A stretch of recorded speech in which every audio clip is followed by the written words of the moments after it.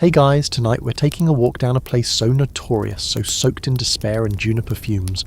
It got its own painting and a permanent reputation for public drunkenness, toothless smiles, and one particularly haunting image of a woman casually dropping her baby down a stairwell. Welcome to Gin Lane. You've probably seen the woodcut, ragged buildings, starving people, skeletal figures passed out mid-step, all while the gin keeps flowing. And yes, spoiler alert, you probably won't survive this era. Between the dysentery, lead poisoning, and everyone casually drinking enough spirits to kill a small horse, things are bleak.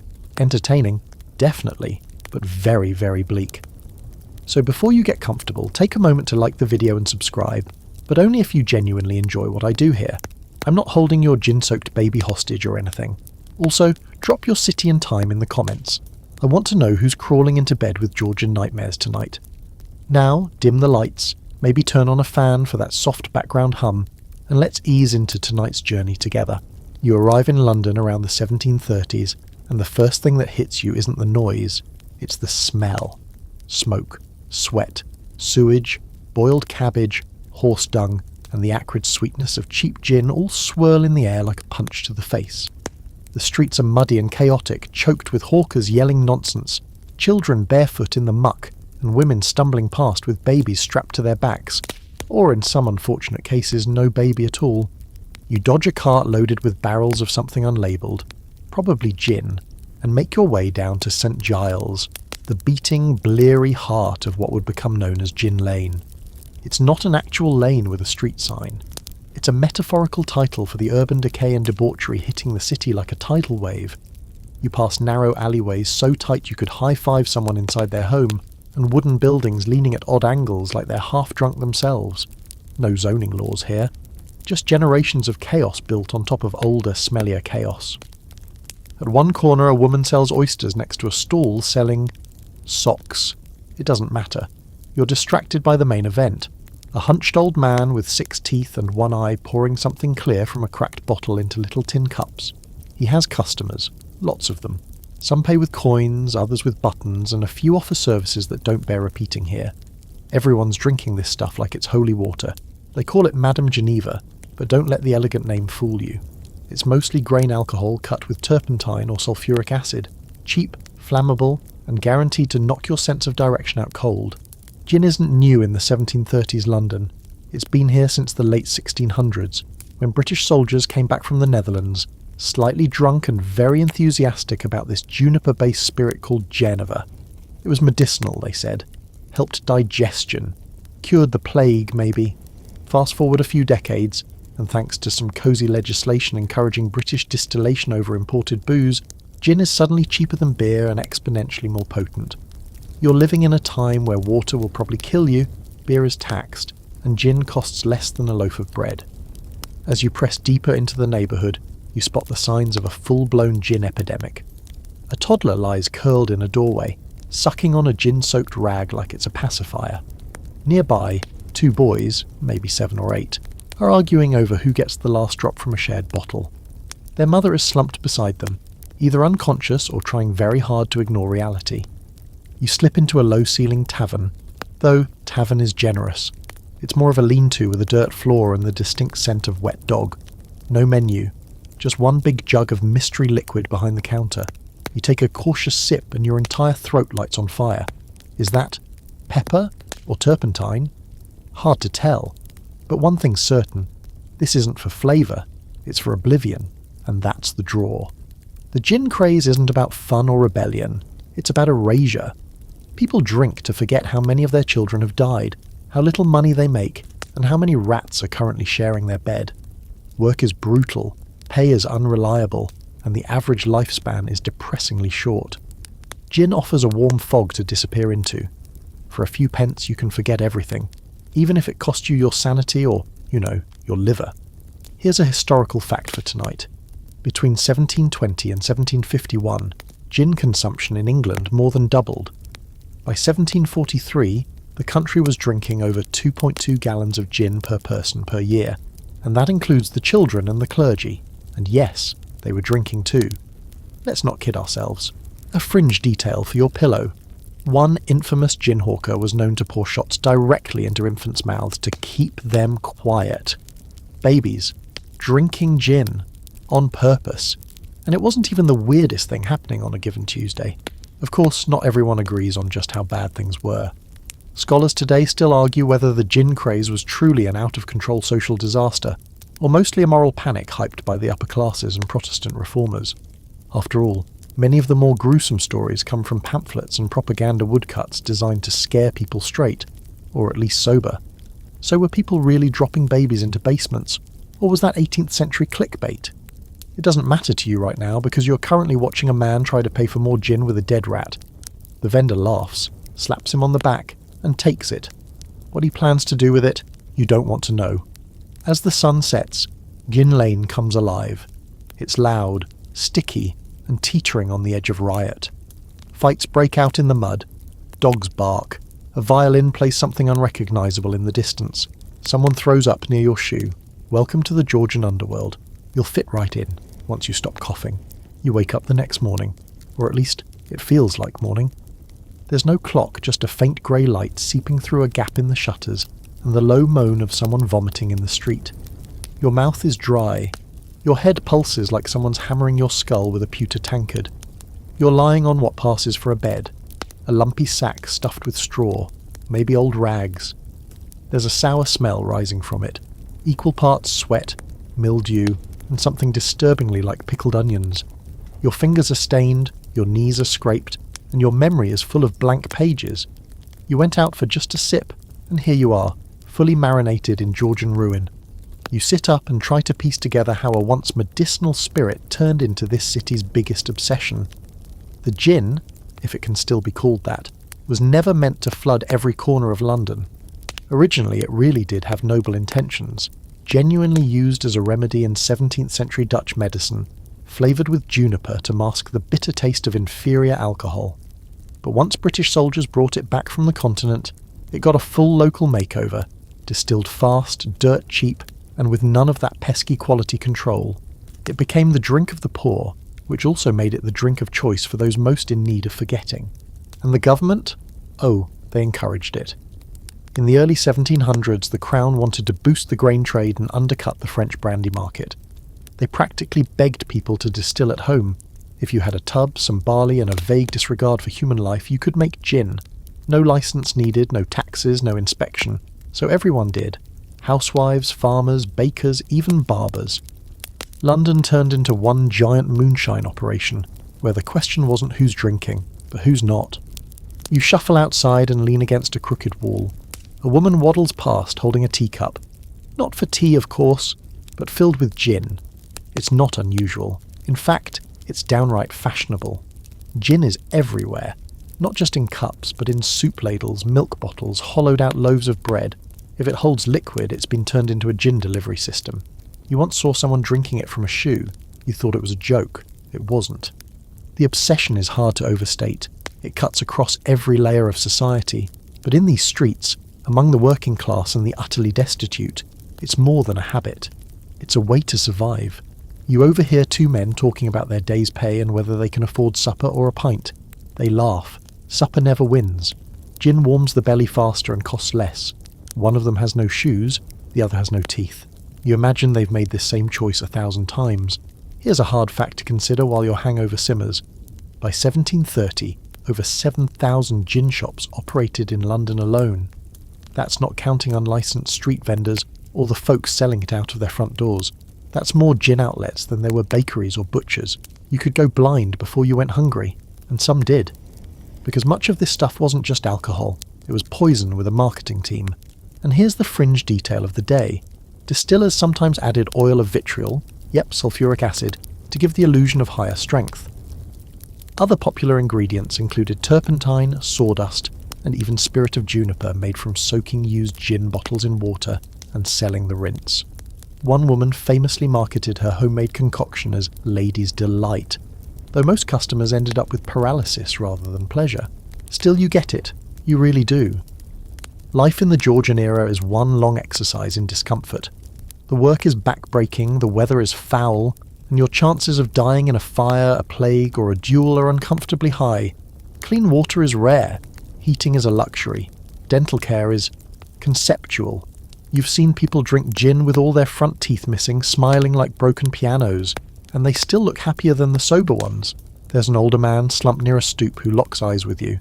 His coat is more whole than fabric, and his hands shake from what looks like withdrawal. Or maybe just the cold. Used to drink ale, he mumbles. Then gin came. Cheaper, faster, doesn't leave you time to remember things you don't want to. You nod politely, you want to walk away, but you also don't. And here's where the scholarly debate kicks in. Was this full-scale social collapse, or are the historians exaggerating? Some argue that the gin craze is more myth than fact, an overblown moral panic whipped up by the upper classes to justify crackdowns on the lower ones. After all, no one was painting hysterical woodcuts about the aristocracy passing out on brandy in their parlours. Yet here we are, watching artist William Hogarth immortalise the poor in grotesque scenes of neglect and decay. Maybe it's propaganda, maybe it's accurate. The truth, as usual, is probably somewhere sticky in the middle. By mid-afternoon, the streets are humming again. Market stalls creak open. Children swarm around a mangy dog chewing on an old boot. And the gin? Still flowing. A woman with a tray strapped to her chest walks by, offering breakfast gin for a halfpenny a shot. A cluster of labourers are already a few deep before noon. You catch one stumbling as he tries to lift a sack of coal and nearly topples into a trough. His boss laughs. Better drunk than dead, he mutters. You're not sure he's wrong. You've begun to understand that gin isn't just a drink here. It's a cultural force, a form of rebellion, a quiet cry for mercy in a world that gives none. It fuels the grief, the grind, the grinding poverty.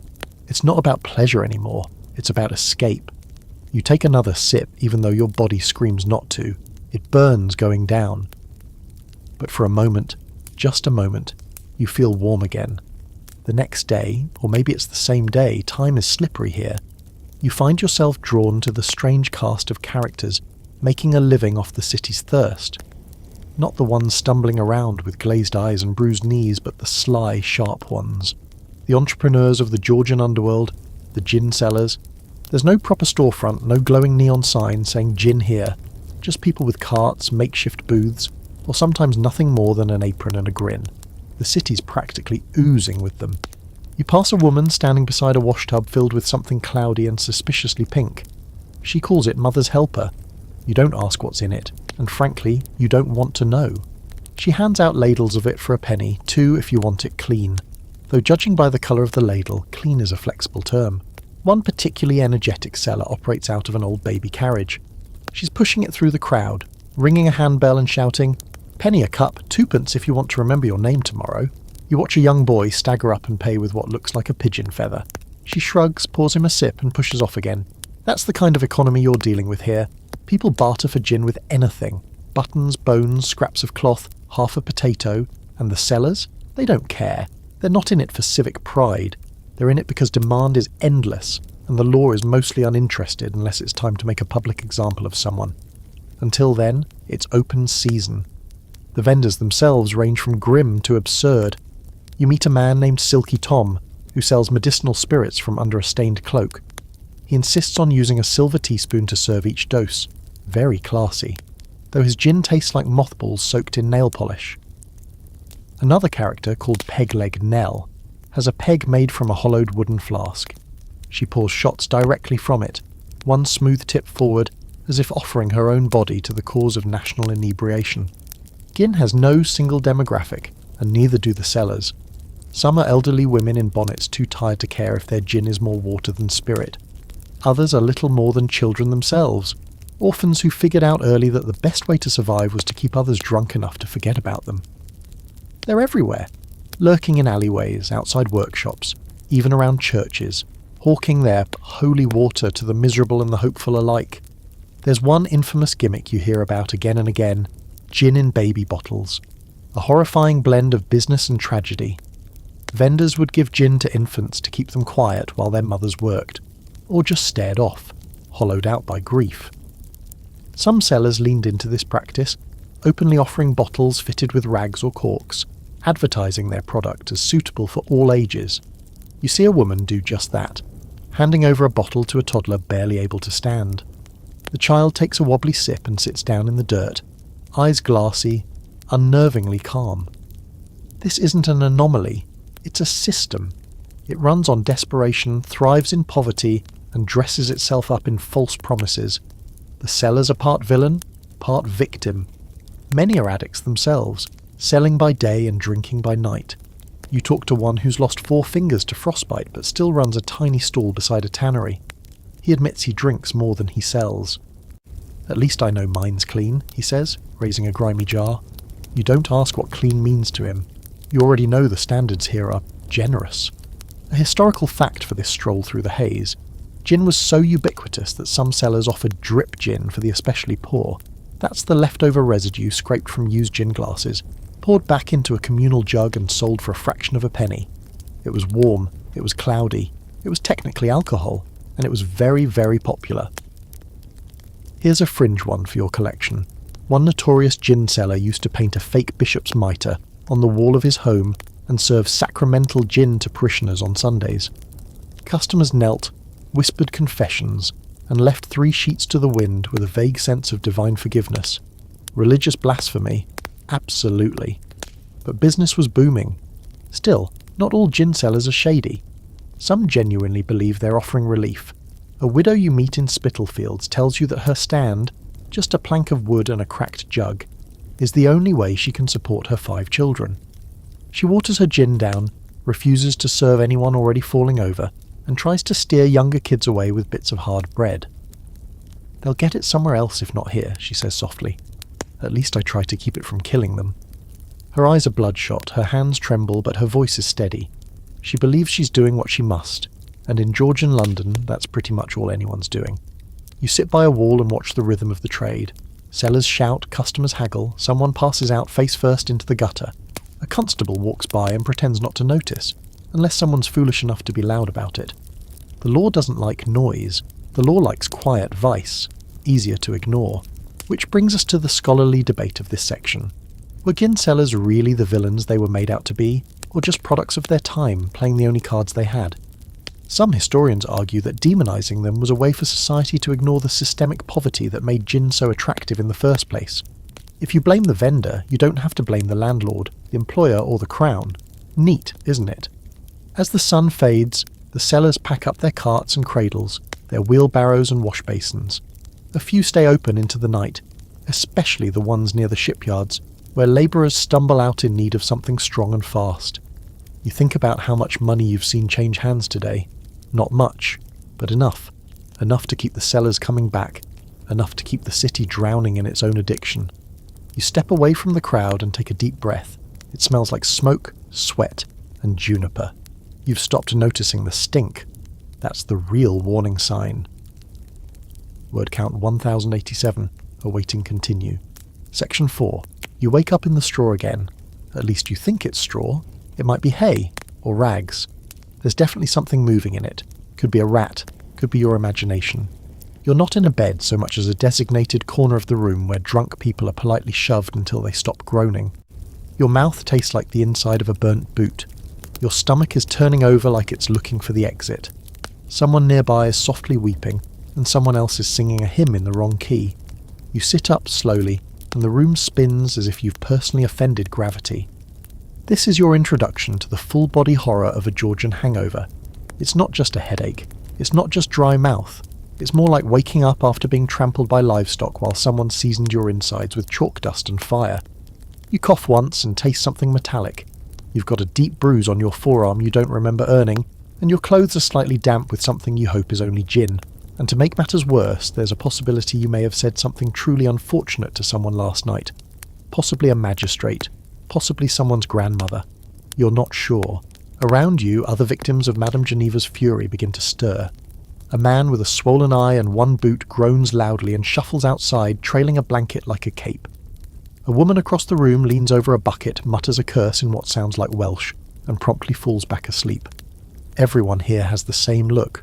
Pale, hollow, and slightly ashamed. But there's no judgment. Not here. This is the great equalizer. Everybody in this gin den has tasted the fire, and everyone pays the price in the morning. Outside, the air doesn't help. The stench of the Thames, the roasting animal fat, the perpetual haze of soot and chimney smoke. All of it hits you in the face like a second insult. You can't tell if it's morning or late afternoon. You spot a boy of about 10, already sipping from a bottle as he leans against a fence. He gives you a nod. You nod back. Misery loves company, even pint-sized company.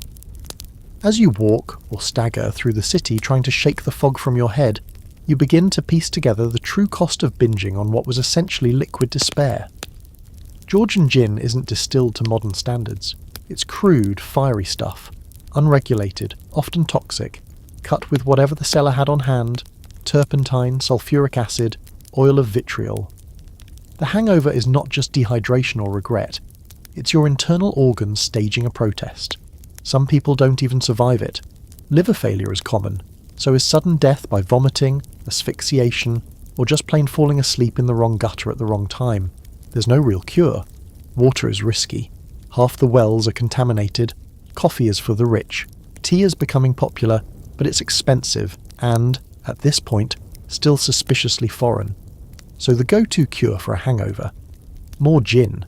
Just a hair of the dog. A morning pick-me-up to dull the spike of pain. You see a woman take a swig from her flask while her toddler cries at her feet. Her hands stop shaking afterward. For a moment she looks almost peaceful. Here's a little historical truth to nurse your own headache. One popular remedy for a gin hangover in the 1730s was a mixture of burnt toast, warm ale, and a raw egg. Not shaken, not stirred, just dumped into a mug and choked down in the hopes that it would bind the humours. It did not. It mostly caused more vomiting. But people swore by it, in between convulsions. And here's a slightly more bizarre fringe fact. One pamphlet from the time claimed that applying a poultice made from vinegar and horse manure to your forehead would draw out the evil vapours of gin. You don't see anyone trying that in the alley today, but who knows what's happening behind closed doors? Desperation makes innovators of us all. Some scholars argue that the so-called hangovers of the Georgian era weren't just physical, they were existential. When your daily life is a haze of lost children, endless labour and damp, crumbling walls, the after of a gin binge isn't just about nausea, it's about the creeping return of memory, of awareness, of shame. That's the part that really hurts. The gin erases, the hangover restores, and in Georgian London, there's not much you want restored. By midday you're still foggy but more upright. You pass a group of men clustered around a bench, whispering and laughing. They're comparing hangover symptoms like battle wounds. One claims he woke up convinced he was married to a donkey. Another says he saw his dead uncle dancing in the fireplace. They laugh, but it's not joy. It's survival through absurdity. Georgian humour is dark, coarse, and oddly poetic. You'd laugh too if your liver weren't trying to quit its job. Eventually you make it back to where you started. Some half-destroyed boarding house or gin cellar. The woman running it hands you a cup of broth. It tastes like boiled shoe and despair, but it stays down. She pats your hand and mutters something about pacing yourself next time. You nod, though you know full well that next time will probably be tomorrow. You lie down again, this time on something softer. Maybe you've earned it. The room smells like spilled alcohol and mould, but at least it's quiet. You pull your coat over your head and breathe through your mouth. Your skull still throbs, your body's still punishing you. But in a twisted way, it's comforting. You're not alone. Everyone here feels like death, and tomorrow they'll all do it again. Because when gin is cheaper than food and memory hurts worse than poison, who wouldn't risk another round? You'd think, after a few nights passed out in alleyways and waking up with your tongue glued to the roof of your mouth, you'd be desperate for an upgrade. Something more refined. Somewhere with chairs, maybe. Somewhere you could drink gin like a person instead of a collapsing marionette. And that's when you hear whispers, always in half-joking, slightly envious tones, about something called a gin palace. The words alone conjure velvet curtains, chandeliers, maybe a string quartet playing while gentlemen sip from crystal glasses. So naturally, curiosity drags your sore body in search of one. Spoiler, you're about 100 years too early for that particular dream.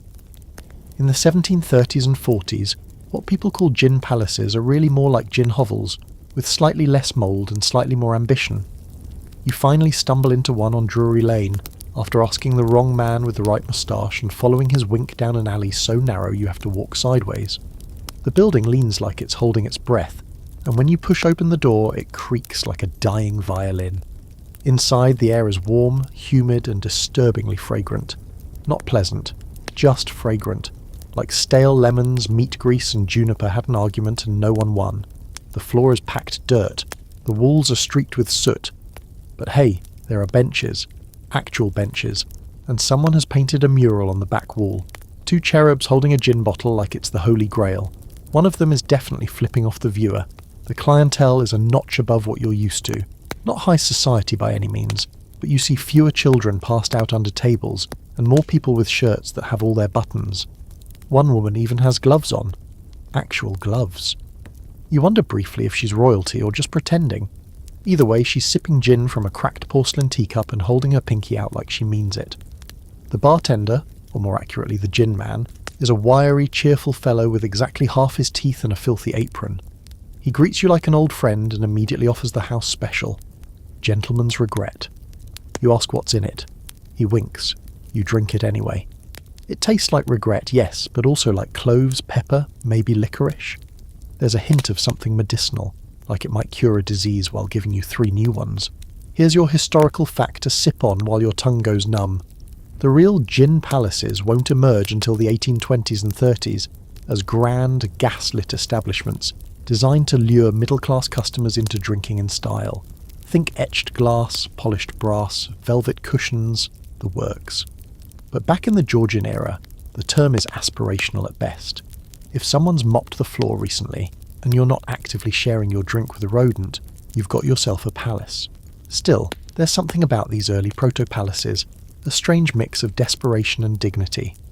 The gin is still cheap, still questionably legal, still enough to make your eyes cross. But here people drink it with a kind of ceremony.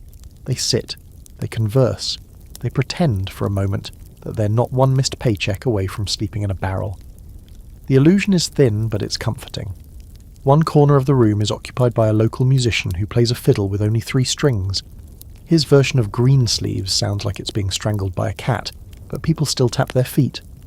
One couple dances, badly, but enthusiastically.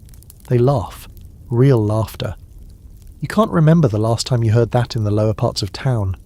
Gin, for all its horrors, can still do that. Create little pockets of joy in a city that mostly tries to eat you. At one point, a man gets up to tell a story. He has a theatrical flair and a twinkle in his eye. He talks about the time he sold fake gin to a group of visiting French sailors by bottling pond water and adding rose petals. They paid in coins and compliments, and one of them proposed marriage. The crowd howls. You can't help but grin. Maybe this place isn't so bad. And then, like clockwork, someone throws up behind the bar.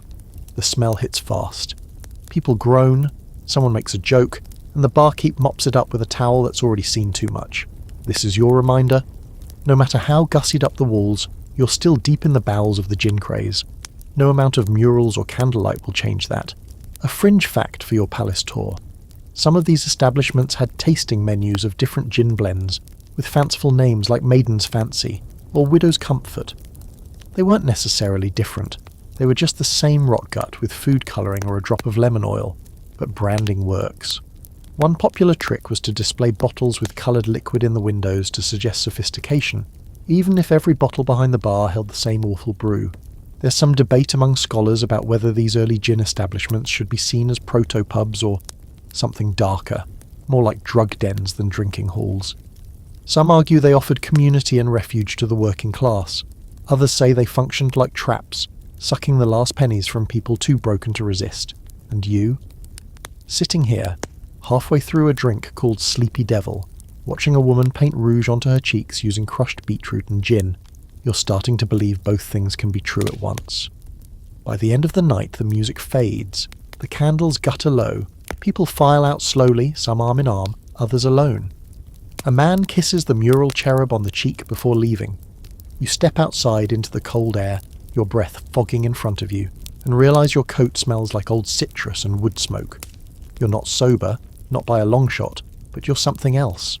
Mellow, maybe. Blurred at the edges. The kind of calm that only comes from sitting in a place that pretends just enough to be better than it is. You look back at the leaning doorway of the Gin Palace. It's crooked, cracked, probably a health hazard. But tonight, it held you. And for Georgian London, that's luxury. You don't remember falling asleep, but you definitely remember waking up, because it happens with a jolt. your knees cramped under a crooked bench, your neck at a horrifying angle, and a faint trickle of gin-tinged drool decorating your collar. Someone nearby is humming what might be a hymn, or might just be their teeth chattering. Either way, your back aches, your head throbs, and your bladder makes its presence known with vengeful urgency. You're beginning to understand something uncomfortable. This isn't a phase, it's survival. The world outside doesn't wait. It never has. You shuffle out of the gin den just in time to watch a woman dump a chamber pot out a window. It lands with a slosh in the gutter, joining a slurry of rotting food, horse urine, and other unmentionables. The street is already thick with people dragging carts, shouting orders, and trying to sell yesterday's bread as fresh. The city is loud, chaotic, and hungry, and so are its people. You're in the middle of what might be the worst economic decade of your lifetime. Prices are rising, wages are pitiful, work is hard to find if you're male, nearly impossible if you're female, and laughable if you're a child or disabled. Factories haven't quite taken over yet, but piecework, domestic labour, and apprenticeships dominate the landscape. The hours are brutal, the pay is irregular, and most jobs leave you exhausted and sore enough to feel like you're dying before you hit 30. And that's the hopeful version. Which brings you once again back to gin.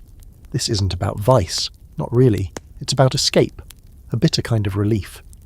You talk to a young woman sitting on a step, her baby curled against her chest, swaddled in a coat that might once have been blue. She's sipping from a tin flask slowly, mechanically. You ask her name, she says, "Doesn't matter.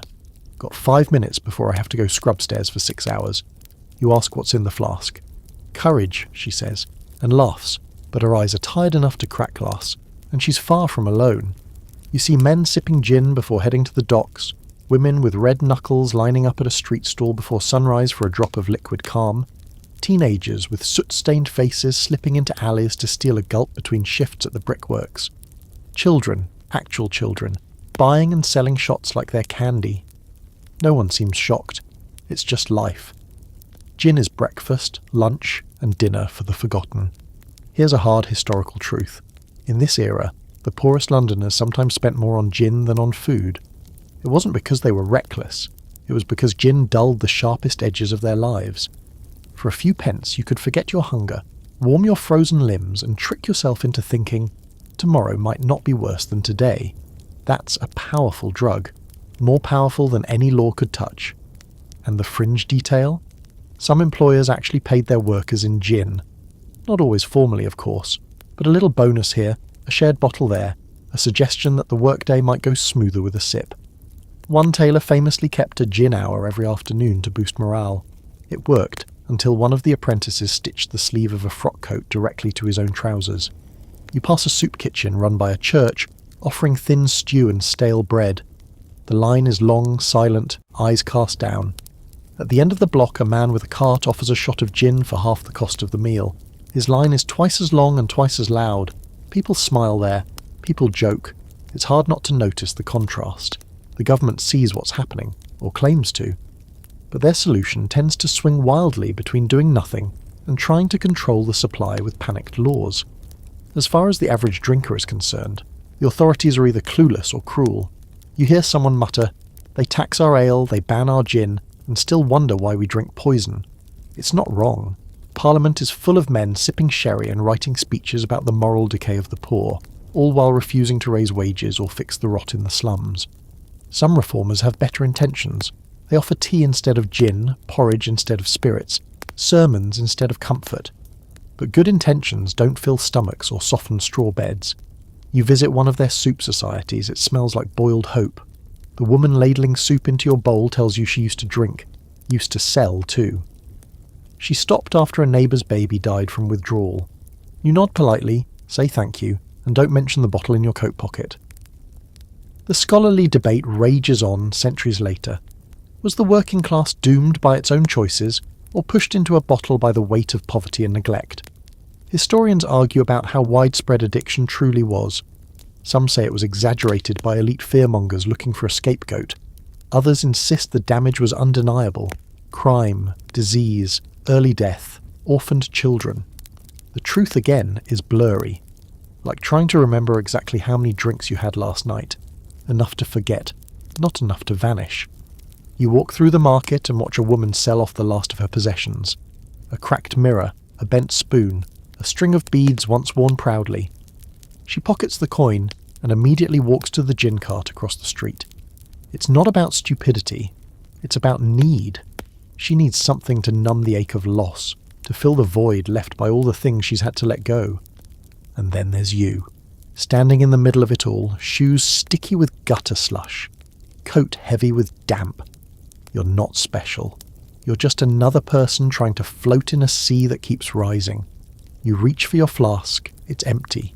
You consider your options. Then you spot a familiar face, the woman with the pink teacup from the pseudo-palace, now selling her own mix from a chipped bottle. You walk over. She smiles, tired and kind, and pours you a measure. It burns. It always burns. But the cold hurts more. You wouldn't expect the rich to want in on this. After all, gin is the drink of the desperate, cheap, sharp, and full of unspoken sorrow. But Georgian England has a peculiar way of turning vice into fashion, especially once the gentry realise they can indulge without consequence. And so, as you drift from the soot-streaked alleyways into the cleaner, cobbled parts of town, you notice something odd. The smell of juniper doesn't disappear, it just changes form. You find yourself on a quieter street where the windows are clean, the carriages are polished, and the doors have knockers shaped like lion heads instead of rusted nails. Inside these homes, you begin to spot a different breed of drinker. These people don't hunch over gin carts or slosh their cups in the mud. They sit in drawing rooms with velvet curtains, discussing politics and poetry, while sipping something clear and fragrant from delicate glassware. They call it pink gin, and they drink it slowly like it's made of silk and good intentions. A footman offers you a tray. The glass is chilled, the gin is infused with bitters, and there's a twist of citrus floating like a lazy leaf in a pond. You take a sip and feel both the burn and the elegance. It's still gin. But it's the kind that's been dressed for a masquerade ball, and just like that you realise the truth. The gin craze isn't confined to Gin Lane anymore. It's crept through the servants' entrances and into the parlours, wrapped itself in lace and powdered wigs. The upper classes are drinking too, just more discreetly, and with a lot more self-congratulation. They call it fashionable. They call it continental. But it's the same liquid that's killing people 10 streets over. The double standard is breathtaking. You overhear a man in a blue brocade waistcoat declare, "The poor drink because they lack virtue. We drink for taste." He says this while pouring his third glass before noon. His wife nods, lifting her own cup with a dainty tremoring hand. The difference isn't in the gin, it's in the mirrors they choose to look into. A bit of history for your elegantly furrowed brow. By the 1740s, gin had moved out of the slums and into the homes of the upper classes, but it needed a rebrand.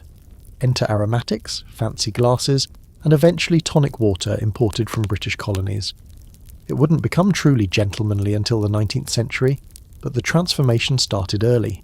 A few tweaks, a sprinkle of bitterness, and suddenly gin was no longer a drink for the damned, it was a mark of refined taste. But don't be fooled. Just because the rich drink with silver spoons and fancier names doesn't mean they aren't affected. You see it in the quiet tremble of hands, in the flushed cheeks behind the powder. One well-dressed woman knocks over a glass and begins weeping uncontrollably, murmuring something about a dead spaniel and too many Thursdays. Her companions ignore her delicately, the way one might ignore a breeze shifting the curtains. You get the feeling this happens often. The fringe fact of the evening. There was a short-lived trend among the aristocracy where gin was served as part of health rituals during breakfast, often paired with raw oysters, hard cheese, or pickled walnuts. One physician even recommended gin as a digestive aid for delicate ladies who couldn't handle the heaviness of meat. Unsurprisingly, many of these delicate ladies were tipsy before the noon bells rang. You're offered another drink, this one called the Morning Smile. It's light, floral, and deceptively strong. You sit politely and listen as a group of landowners discusses the gin craze among the rabble. One man shakes his head and says, "They simply have no self-control." You think about the woman you saw yesterday, shaking on a step with her baby in her lap and half a flask in her hand. You wonder what she'd say to this room full of self-satisfied drinkers who think ruin only visits through the back door. Here's where the scholars argue. Was the gin craze truly limited to the poor, or is that just the version history likes to tell? Some historians claim the upper classes were deeply involved, but kept their indulgence hidden behind closed doors and refined language. Others believe the rich merely dabbled, using gin like a passing trend before returning to their claret and port. You suspect the truth lies in the frequency of the stumbles and the looseness of their tongues. By late afternoon, the drawing room is a little too warm. The candles have burned low and the conversations have grown louder. Someone starts playing a harpsichord in the corner, badly, and no one stops them. A man with a monocle tells a joke about a barmaid, a bishop and a barrel of gin, and it's so wildly inappropriate that a few guests spit their drinks from laughter. Another lady fans herself and sighs, "Oh, I simply adore a naughty glass. So wicked, so wonderful." You make your excuses and step outside into the cool evening air. Your coat catches a breeze that carries the scent of coal and roasted chestnuts, and behind it, faintly, the ever-present curl of juniper. It doesn't care whether you're rich or poor, warm or hungry, it just waits. As you walk back toward the lower streets, you pass a pair of footmen leaning against a carriage, swigging from a shared flask. Their conversation drifts toward which mistress drinks more. Lady Harrow, who keeps a bottle hidden in a bookcase, or Lady Pym, who fakes fainting spells just to get another tonic. You laugh softly, unnoticed, and keep walking. Because in Georgian London, gin has no loyalty. It climbs from the gutters to the parlours, wraps itself around both silk and rags, and whispers the same promise to everyone. Just one more sip, and the pain goes quiet. The first thing you hear that morning is the sound of a child crying. It's not the loud, wailing kind that demands immediate attention. It's softer, intermittent, like a tiny cracked bell. You're walking through one of the city's shabbier lanes, which says something, because most of Georgian London is already a symphony of grime. The buildings here tilt in on each other like gossiping old women, and in their shadows life quietly falls apart in slow, gin-soaked motion. You round a corner and see her, a woman sitting on a wooden crate, knees together, arms folded, chin tucked into her chest. There's a baby beside her in a stained wool bundle, not crying anymore, just sort of quiet. Too quiet. The woman doesn't look up as you approach. She might be asleep. She might be too drunk to move. Or maybe she just doesn't want to see the world right now. Hard to blame her. This is the part of the gin craze that hits differently. The glamour's gone. The laughter is gone. No pink teacups or powdered faces here. Just a raw kind of grief carved into the corners of alleyways, soaked into every step of the cobbled streets. And the worst of it? It's not just the men drinking themselves into oblivion. It's the mothers, the ones who've run out of everything else. You spend the day watching closely, and what you see is both ordinary and unbearable. A young girl, barely 16, buys a shot of gin before work and sips it slowly while nursing an infant. Her hands shake, her dress is threadbare. She speaks to no one. Later, you spot her again behind a laundry house, curled up against a wall with the baby on her chest, both of them asleep, or unconscious. It's hard to tell the difference anymore. Here's your historical fact, and it's a bitter one. In the early 18th century, the rate of infant mortality in London was among the highest in Europe. In the poorer wards, nearly 3 out of every 4 babies died before reaching their second birthday. Disease, hunger, cold, but increasingly one more silent killer crept into the nursery: gin. Some mothers gave it to quiet their children, others drank it while nursing, and some, crushed by grief, despair, or plain exhaustion, simply stopped noticing how much they were giving or taking.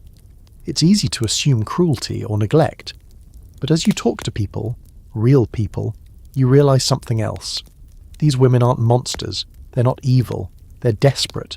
They work 12-hour days scrubbing floors, making lace, folding laundry, or just standing on street corners hoping someone with coins and soft hands will offer them a way out, even if only for a night.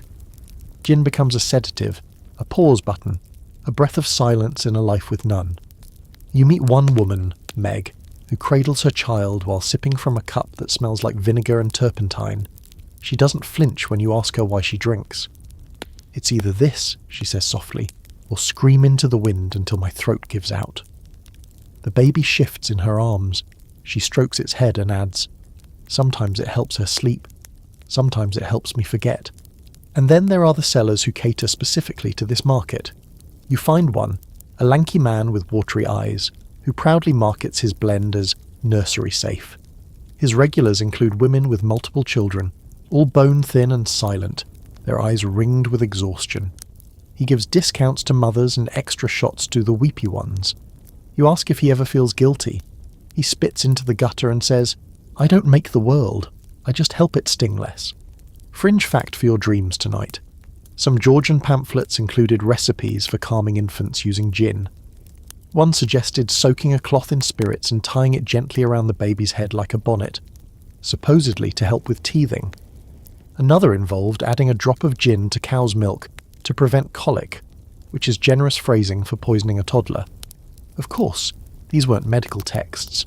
They were sold alongside astrology charts and cures for baldness. But they sold.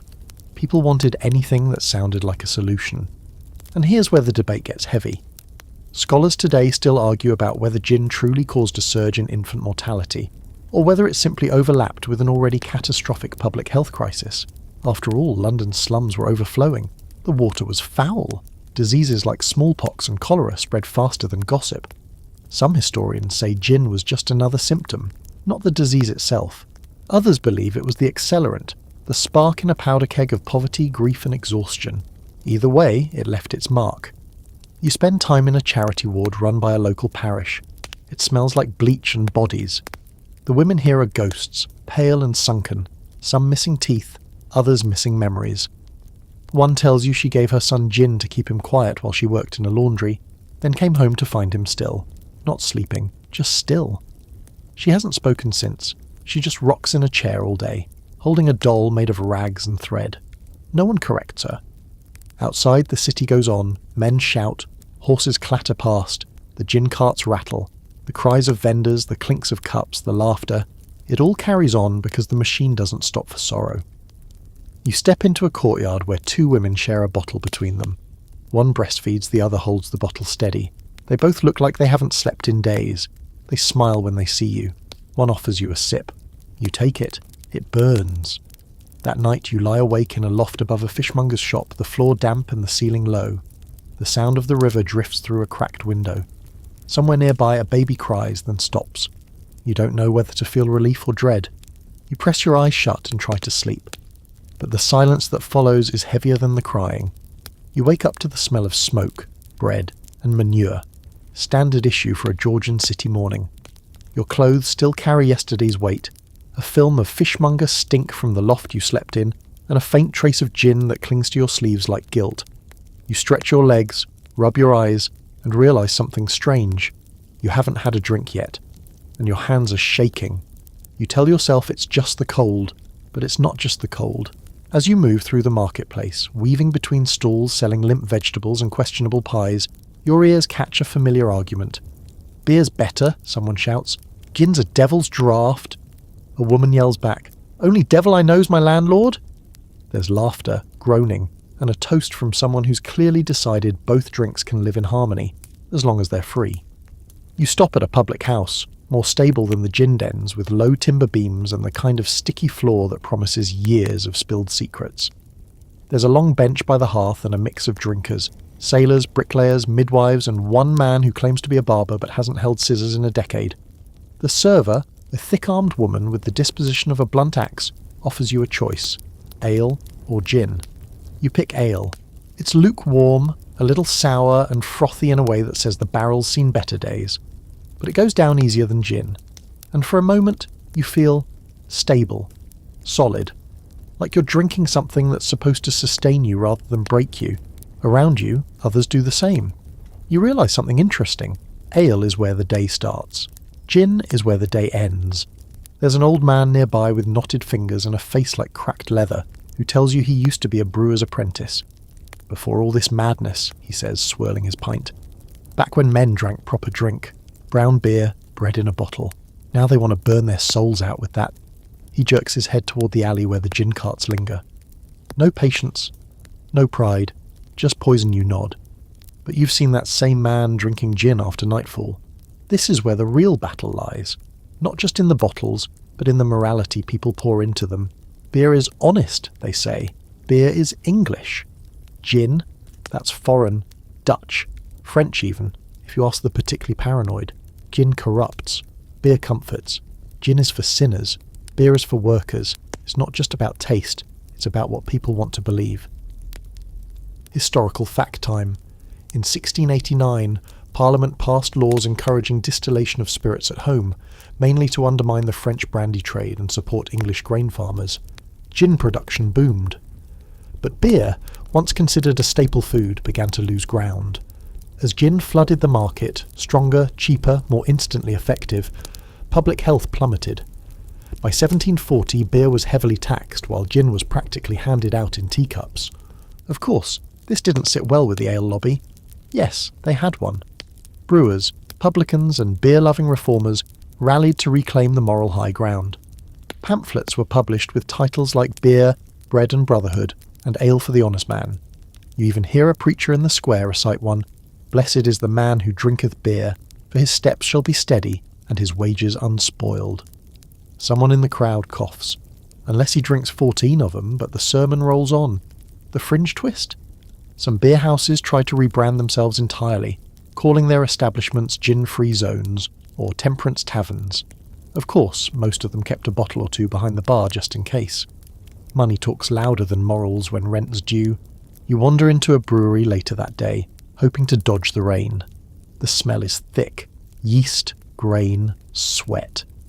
You watch workers stir massive vats of bubbling brownish liquid, and despite the noise and the heat, there's a sense of pride here. This isn't like the slapdash, barrel-in-a-bucket gin shops. Brewing takes time, precision. One man explains the process to you in great detail, proud as a father reciting his child's school awards. He wipes his hands on his apron and says, "This stuff feeds a man. That other muck just steals him." You nod. But you've seen men just as broken at the bottom of an ale jug as at the bottom of a gin cup. The scholarly debate simmers on. Was gin truly more dangerous than beer, or was it just more visible? Some argue that the higher alcohol content made gin uniquely destructive. Others claim that beer's slow-burn comfort hid just as many ruined lives, just without the screaming babies and collapsing mothers. It's not a clean line. After all, poison is poison, fast or slow. As evening falls, you find yourself back in the same square where the preacher shouted about beer's virtues. The crowd has shifted. The beer drinkers are gone. The gin carts are out. The cups are smaller now, but the spirits are stronger. A boy plays a tin whistle while two women argue over a shared cup. A man sits against the wall, staring into the distance with a half smile and fully vacant eyes. You sip from a bottle passed your way. You don't even ask what it is. By now, you can tell by the heat in your throat and the way your vision flickers at the edges. Beer gives you weight. Gin gives you wings. Wings that tend to catch fire on the way up. Someone across the square starts singing an old drinking song about barley and harvest, but halfway through, the lyrics change. Drink, drink, drink, and forget. It ends. No one corrects him. Everyone just nods. You close your eyes. Beer was supposed to feed the people. Gin made them forget they were starving. Night has fallen again, but this time the darkness feels different. Heavier. It's the kind of night where the fog curls low around your ankles like it's trying to pull you under.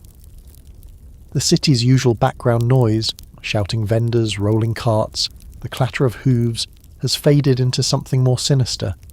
You hear footsteps that don't match their owners, voices a little too loud for the size of the crowd, and laughter, sharp, sudden, not joyful at all. This isn't just another drunk night in Georgian London. This is gin's other gift, crime. You see it first in the way people move, darting, half-turned, arms held a little too close to their bodies. There's a girl no older than 12 sidling up to men outside the gin carts, not offering flirtation, offering distraction. While her hands wave theatrically, someone else is relieving the target of his pocket watch.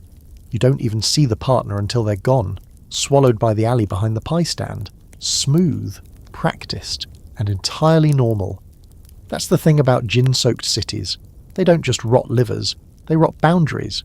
The more people drink, the looser their grip on the rules. What's yours becomes mine if you're too drunk to hold on to it. That purse, that loaf of bread, that bottle, finders keepers. Thieves thrive in these conditions, not because they're evil, but because opportunity is staggering around with its shoelaces untied and a glazed look in its eye. You take a seat on a stoop beside a man sharpening a knife. Not threateningly, just casually, like one might whittle a stick out of boredom. You ask him if crime's gotten worse lately. He snorts. Worse, he says. It's just busier. More supply. Gin makes everyone stupid. Makes them easy to lift from. He nods toward a nearby tavern where a man is loudly proclaiming he's just been paid and plans to spend every farthing before dawn. That one won't make it 2 alleys before he's on his knees looking for his boots. A little historical grit for you. During the height of the gin craze, petty theft surged. So did violent robbery. The link wasn't always direct. Gin didn't make people criminals, but it made people vulnerable. Slurred speech, stumbling walks, lapses in memory. You're not just drunk, you're a walking target. And sometimes, you're the one doing the targeting. You trail a group of boys no older than 15, moving like a pack of hungry dogs. They're not armed, nothing visible anyway, but they've got the look. Eyes sharp, feet quick. They slip into the back of a gin shop, spend a few minutes, then pour out laughing. One of them holds up a bottle and yells, "Didn't even pay!" before vanishing into the dark. You follow, curious. 2 streets over, they're splitting coins and joking about who distracted the barkeep better. One pulls out a knife, not to threaten, just to open a crusty heel of bread. It's all very casual, like discussing the weather, but not all crime is so tidy.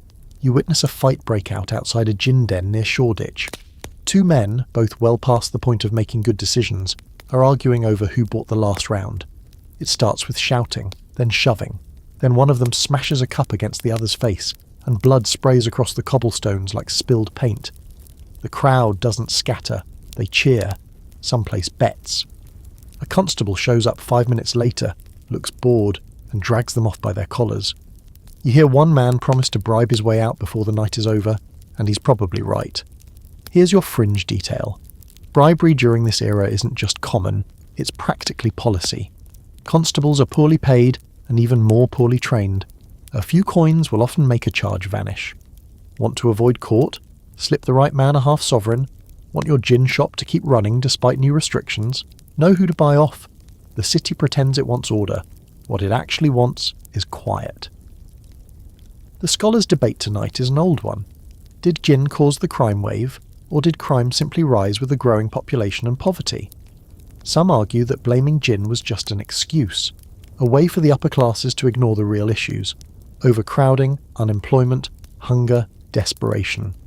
Others insist that gin did play a central role, not because it made people evil, but because it lowered the bar for bad decisions. When half the city is stumbling, someone's going to fall on a knife. You walk past a church with shattered windows. Inside, someone's squatting in the nave, whispering drunken prayers to a god that may or may not be listening. A woman outside tries to sell you a bottle she claims was blessed by a bishop and will keep your sins soft. You pass. Barely. But not before she offers a wink and lifts her skirt to reveal a second bottle tied to her thigh. You see a pickpocket get caught, dragged into an alley by 2 furious men. There's shouting, the sound of a punch, and silence. When you pass the alley later, it's empty except for a hat, a trickle of blood and a boot with no foot inside it. Even children aren't immune. You overhear a boy bragging that he stole 2 loaves and a flask from a blind man. "He didn't see me coming," he cackles. The laughter from his friends is hollow. One of them stares at the ground, maybe thinking about the time he went hungry, maybe just drunk enough to feel bad for a second. It's midnight now. The city has gone soft and strange. You walk past doors bolted shut, windows covered in boards. Dogs roam in packs, gnawing on whatever they can find. Somewhere in the distance, someone sings a lullaby off-key. And the gin, still flowing, still fueling everything. Theft, fights, strange bedfellows, broken promises. You duck into a doorway as a group of men stumbles past, laughing too hard, one of them holding what's clearly someone else's coat. No one stops them. No one even notices. Because in the Georgian Gin Craze, everything's up for grabs, including your sense of right and wrong. Morning in London doesn't arrive gently. There's no golden sunrise or birdsong to ease you awake. Instead, you get a cart full of squealing pigs trundling past your window, a chimney sweep shouting up at the rooftops, and someone hurling a bucket of something awful out their second-story window. It hits the cobblestones with a splat that smells like old stew and worse decisions. You take it as your cue to get up. Today feels different. There's a sense of order in the air. People are dressing a little neater, moving a little faster, and then you see it. A stack of pamphlets fluttering in the breeze like paper crows. One lands at your feet. You pick it up and read the title, printed in bold, pious lettering. A most faithful warning against the destroyer of souls, gin. Oh, here we go. You're about to meet the other side of the craze, the reformers, the moral crusaders, the powdered wig preachers with ink-stained hands and deep sighs. These are the people who've made it their mission to save your gin-soaked soul whether you like it or not. And they've got woodcuts. You follow the paper trail to its source, a street corner where a tall man in a clerical collar is standing on a crate, waving a pamphlet in one hand and a Bible in the other. His voice is the kind that could peel paint off the church walls. He's got a good rhythm, mothers feeding babies' spirits, men losing their minds to madness, a nation brought low by a single wicked drink. He points to the pamphlet like it's a holy artifact. People gather not because they agree, but because it's loud and free and they have nowhere better to be. He passes out the papers with a kind of frantic energy. You take one and scan it. There's an illustration on the front, a skeletal woman cradling a bottle, her child crying in the dirt. The caption reads, "Mother's Ruin." Inside are verses, moral arguments, statistics, some accurate, many suspicious, and repeated reminders that gin is not just a drink, it's a gateway to hell. You look up from the paper and make eye contact with a woman sipping from a flask behind a stall selling turnips. She raises her drink in salute. You nod back. Your historical fact for today's sermon. By the early 1730s, anti-gin reformers were in full swing. Public moralists, clergymen, social critics and proto-social workers began publishing endless pamphlets and tracts warning of gin's dangers. They handed them out in churches, on corners, even at the very gin dens they condemned. These pamphlets were dramatic, often illustrated with lurid woodcuts, eyes bulging, babies crying, skeletons grinning beside liquor bottles. Think of them as the 18th century equivalent of clickbait headlines and Facebook panic posts. You find another group huddled inside a church hall nearby. They're printing leaflets by hand, a slow and sweaty process involving ink rollers, clamped wood blocks, and a lot of muttered prayers. The woman overseeing the operation has ink on her nose and a holy fire in her eyes. "If we can save just one soul," she says, pressing a sheet with a flourish, "it's worth the effort." You ask if she's ever tasted gin. She recoils as if you've suggested bathing in sin. "Certainly not," she huffs. "I've no wish to become a beast." But not all reformers are so squeaky clean. Some of them, they're opportunists. You meet a man who prints both anti-gin tracts and gin shop menus. "Business is business," he shrugs. "The moral ones buy the warnings. The thirsty ones buy the labels. I get paid either way." He's currently setting type for a new broadside titled "Gin and the Devil's Work, a Confession." He doesn't bother reading the contents. Your fringe fact: some of the most popular anti-gin pamphlets were written as fictional confessions from gin addicts. One featured a mother who sold her infant for gin, only to be haunted by its ghost. Another was from a barber who murdered a customer mid-shave in a fit of gin-fueled rage. These stories were complete fabrications, of course, but they were reprinted, quoted from pulpits, and believed by more than a few trembling readers. As you move through the city, you start seeing the signs of their influence. Walls painted with slogans like "Drink ale, live long," or "Gin is sin." You see wooden boards nailed to gin shop doors reading "Closed by moral order," though most of those shops have just moved to the alley behind the next street.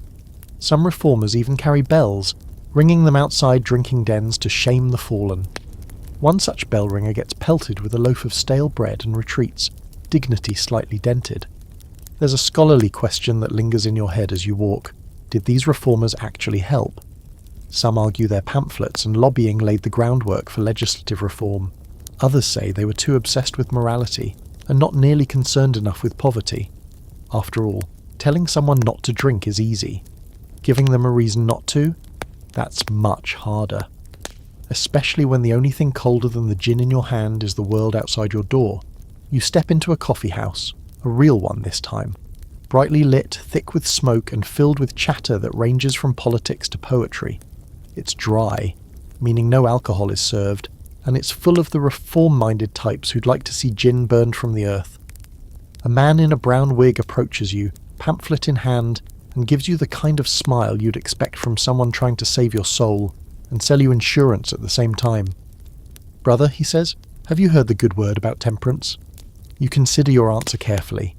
He launches into a long speech about self-restraint, clean living, and the virtue of being able to feel your toes in the morning. You sip your coffee, it's bitter and too hot, and nod along. He means well. They all do. But you can't help but feel that none of these people have spent a night sleeping on the stone floor of a meat cellar, with nothing but gin to keep the shivers away. As the sun sets, the pamphlets keep fluttering, carried by wind and trodden underfoot. One sticks to your boot. You peel it off and read the last line. Abandon gin and no peace. You fold it, tuck it in your pocket and continue walking. You don't believe in peace. Not tonight. Not while the bells are still ringing and the bottles are still full. By now you know the streets well enough to avoid the worst puddles. You recognise the vendors by name, or at least by scent, and you've learned that if someone offers you a drink on the house, it's either going to kill you or rob you blind. Maybe both. But even with all that experience, today you feel a shift in the air, something tighter in the chest. The usual chaos is still there, the shouting, the stink, the boots in the mud, but it's undercut by a nervous sort of stillness. People are glancing over their shoulders more than usual. Conversations are quieter, and every so often someone mutters the word act, as if saying it too loud might summon the hangman himself. The gin acts. That's what everyone's whispering about. You see the first sign nailed to a wooden post near Covent Garden, splintered and flapping slightly in the wind. It reads, "By order of Parliament, no person shall sell gin without licence. Offenders shall be fined £50 or imprisoned." Below it, someone scrawled in charcoal, "Good luck finding us." You ask a vendor what he thinks of it. He laughs, long and loud, then spits into a gutter. "They've been trying to stop us for years," he says. "Never works. We just change the name, or sell medicine instead." He points to the hand-painted sign above his cart. "Elixir of juniper. Cures all ails." You squint. That's just gin. He grins. "Don't tell Parliament."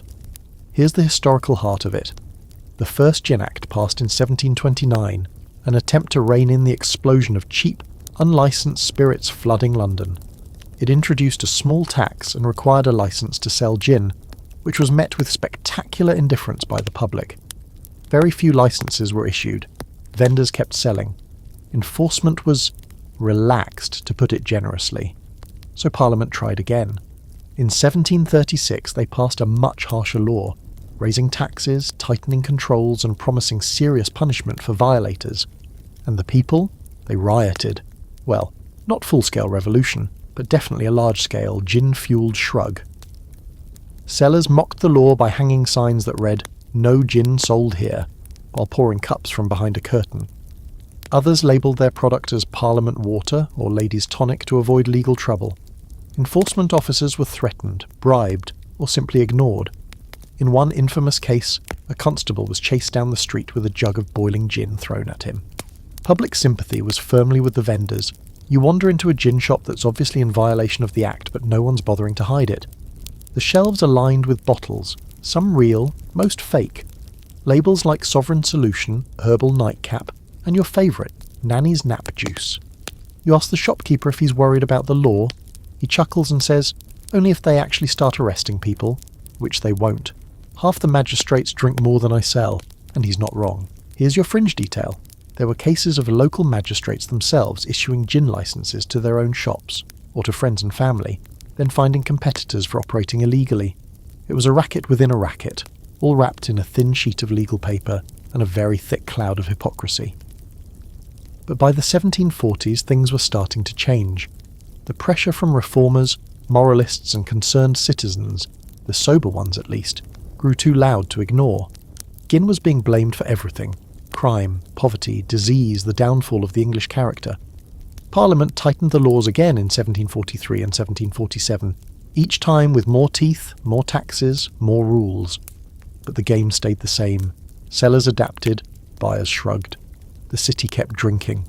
You see one woman arrested near Whitechapel, dragged by two constables who look more embarrassed than authoritative.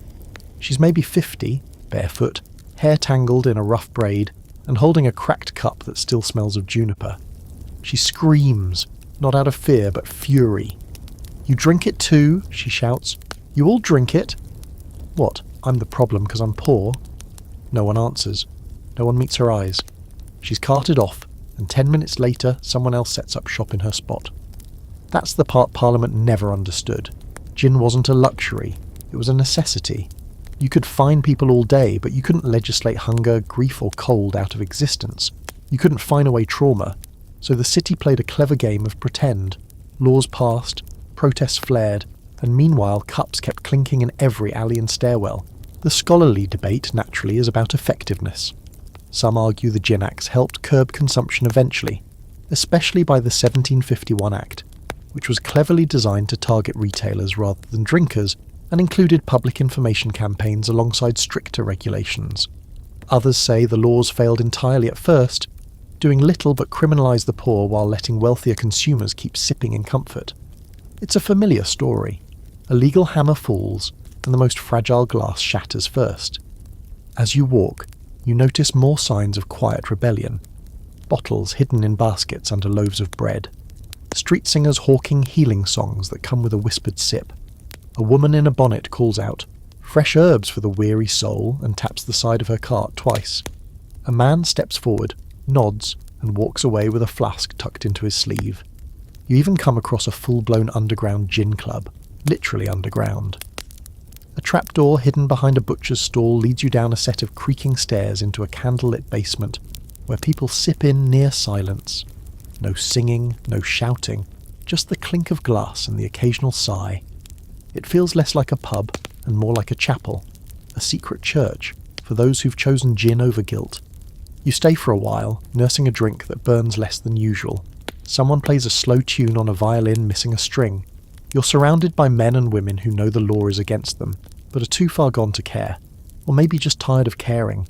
Either way, no one here is talking about reform, that they're too busy surviving it. You step outside just in time to see someone hanging from a wall. Not literally, it's a print. A woodcut nailed crookedly to a brick facade, wrinkled and weather-stained but unmistakable. You've seen this image before, everyone has. The woman in the centre, eyes vacant, mouth slack, bottle in hand, her child tumbling from her arms into a dark stairwell. Around her, chaos blooms like a sick flower. Bodies collapsed, buildings crumbling, people gnawing on bones and fighting in the street. In the top corner, a baby suckles at a bottle labelled gin, while a man lies dead beside a dog chewing his leg.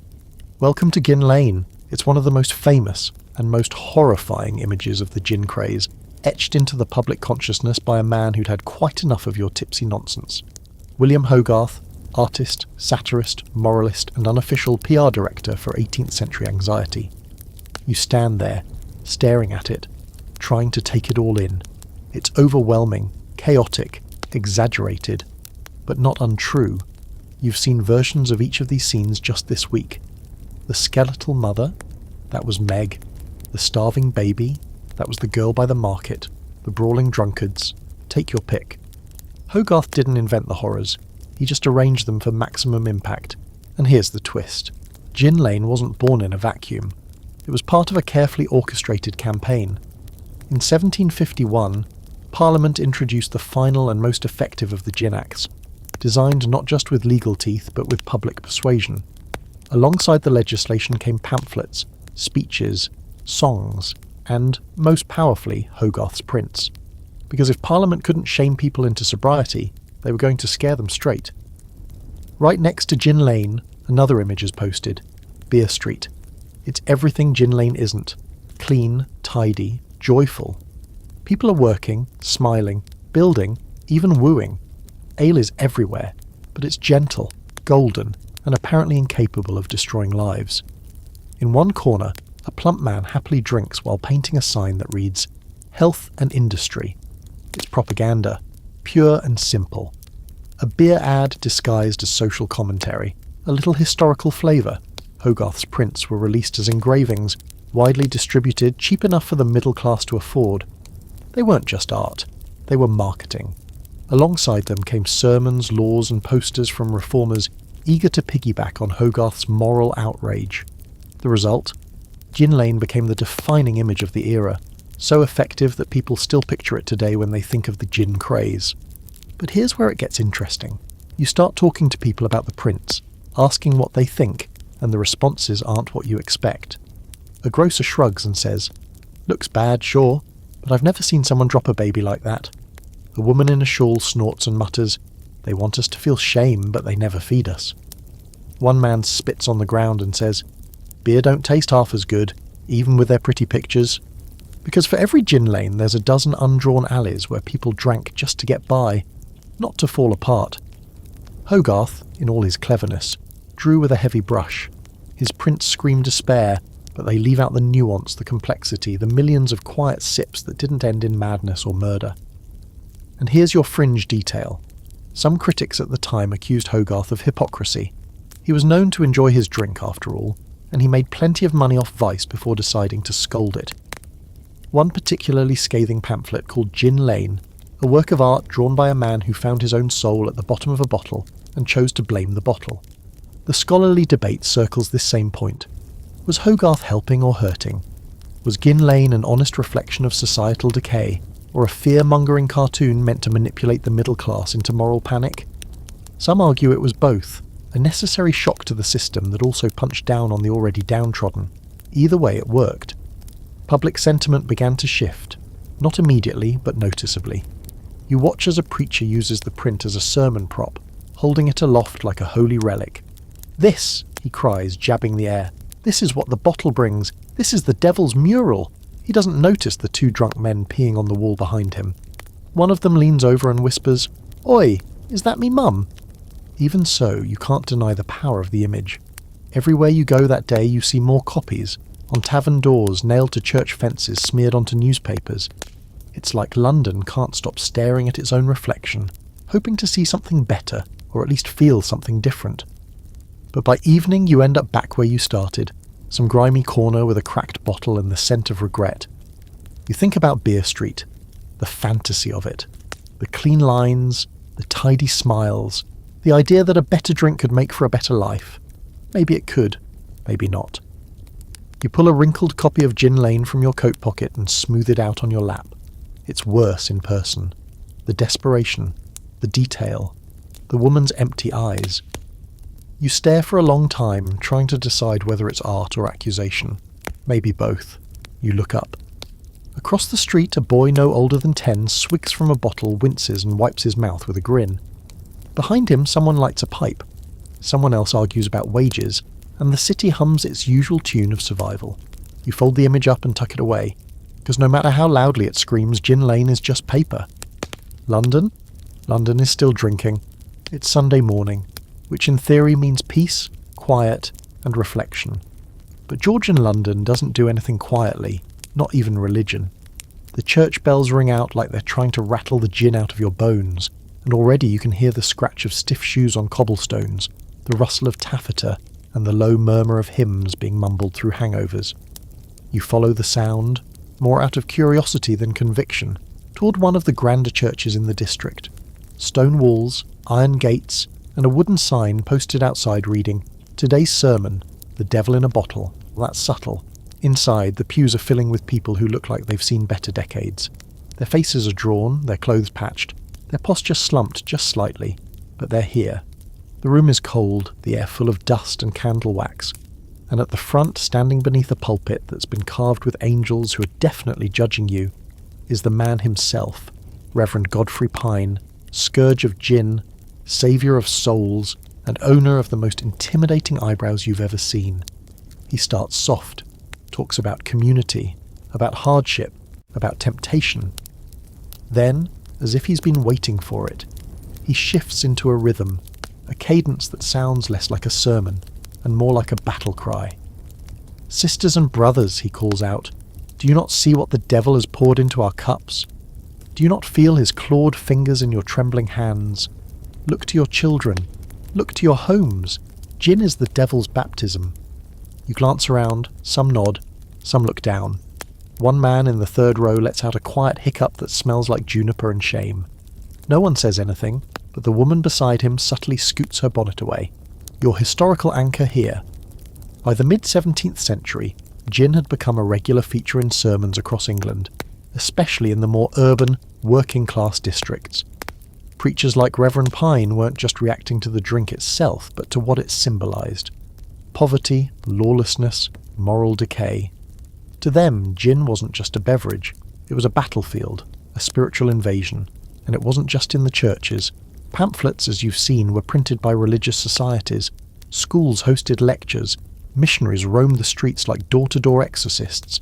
Some churches even opened up their own gin-free taverns, offering ale, tea and prayers instead of poison. Spoiler, they didn't draw crowds. One particularly bold preacher in Spitalfields opened his sermon by pouring gin onto the pulpit and setting it on fire.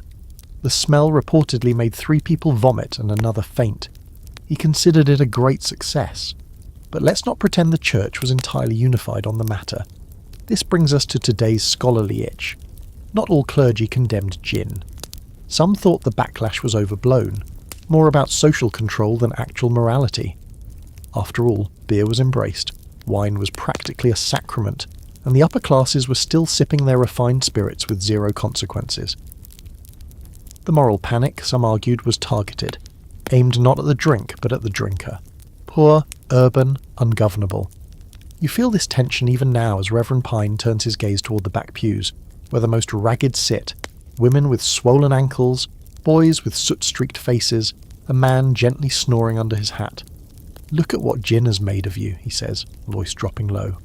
Once proud citizens of this kingdom, now little more than ghosts wandering from cup to cup. Someone near you whispers, "That ghost still pays taxes." You don't turn to see who said it. After the service, people file out slowly, some staying behind to pray, others to beg, still others just to get warm. Outside the gate, a man is selling fresh rolls and cleansing tea. You're about to buy one when a woman passes by muttering, "The preacher drinks wine with dinner, says it's for digestion." You don't buy the tea. Instead, you wander over to a smaller chapel tucked between 2 shops, where the atmosphere is softer, less theatrical.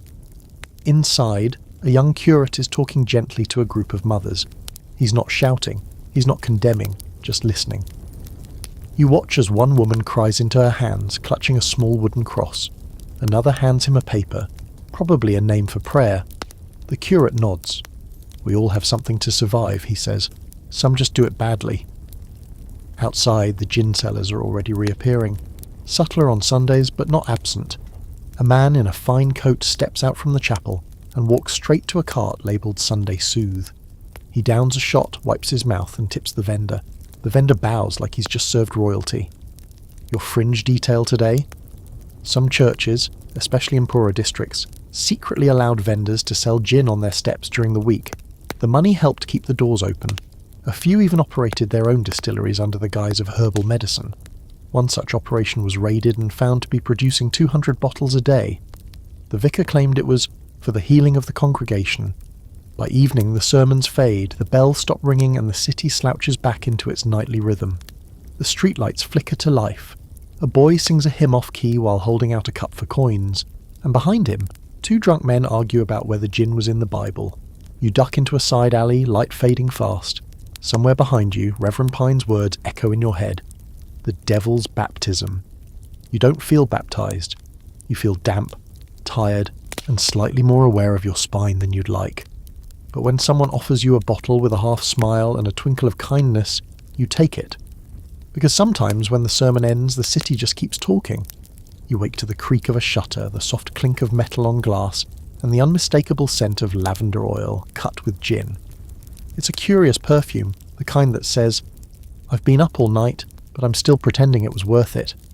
Your surroundings are different today. Quieter. Tidier.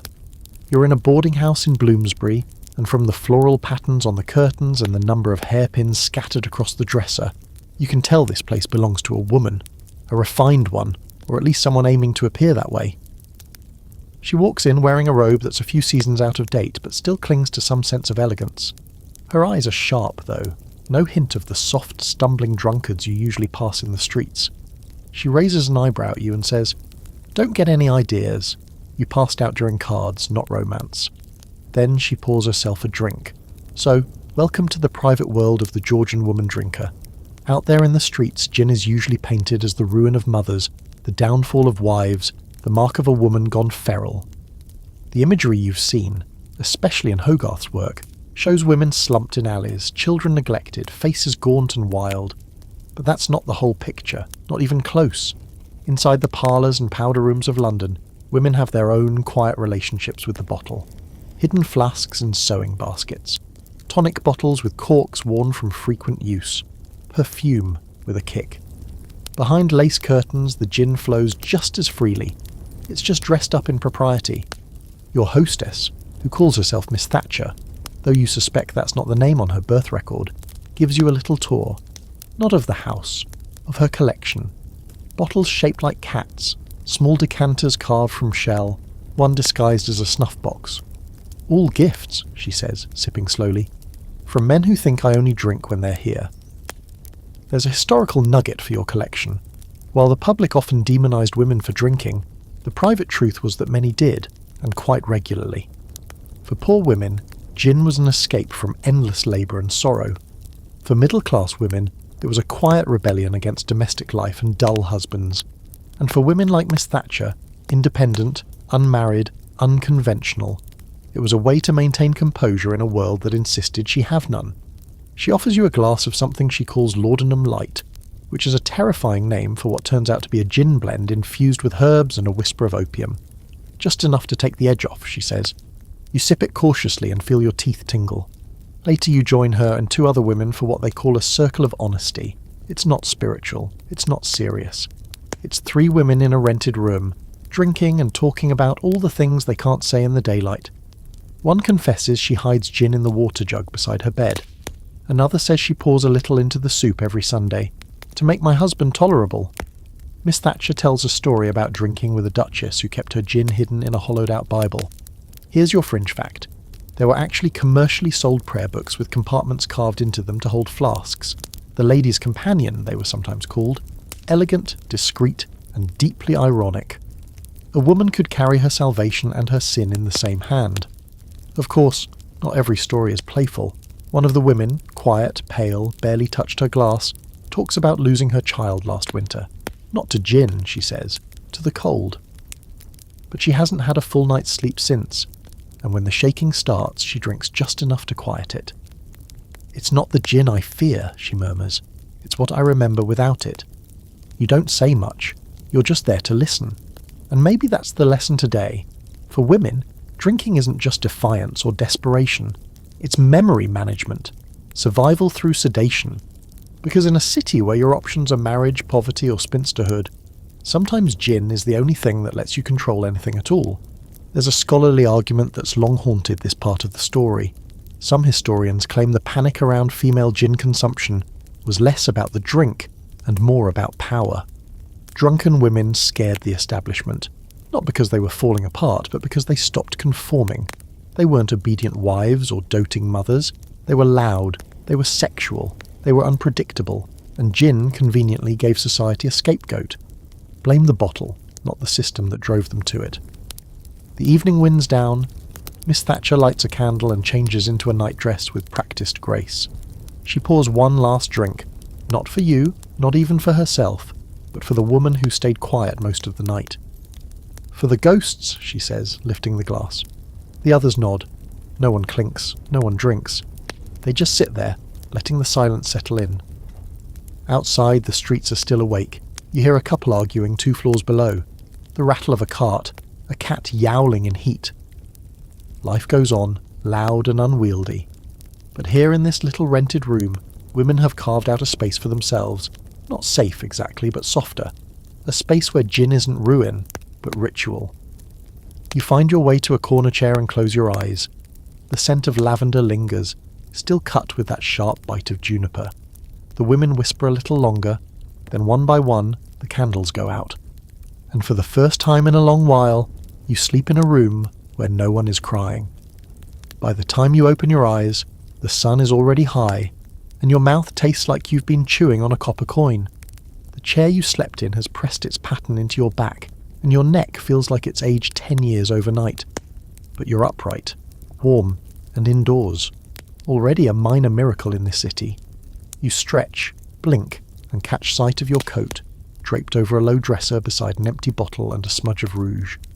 Miss Thatcher and the others are gone. No sign, no note. Just silence and dust motes dancing in the beam of light spilling through the window. You don't get far before it happens. One moment you're strolling down the street humming something off key and thinking about breakfast, or gin, whichever comes first. The next you're being yanked sideways by a rough pair of hands and slammed into a wall hard enough to make your ribs rattle. A man in a dark coat with the look of someone who enjoys his job far too much holds up a silver badge and says 5 words you've dreaded since the day you stumbled into Gin Lane. you're under arrest for drunkenness. Now let's be honest, he's not wrong. Your face still carries the flush of last night, your gait is off balance, and your breath probably smells like a juniper bush set on fire. But still, this? You weren't causing a scene. You didn't throw a bottle or shout at a horse. You're just publicly not sober, and in Georgian London, that's enough. Welcome to your personal tour of the justice system. You're dragged through the streets, not roughly, but with a casual efficiency that suggests they've done this many times before. People don't stare, they barely glance. This isn't unusual, it's Tuesday. By the time you reach the magistrate's court, your arm is sore, your pride is bruised, and you've acquired a new smell.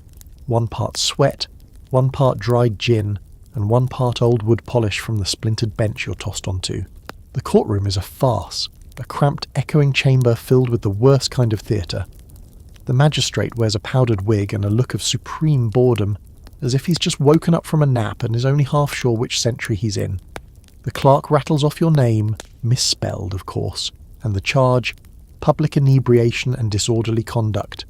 You want to object, but your tongue is slow and your head feels like someone's playing a violin inside your skull, so you sit and wait and try to look sober.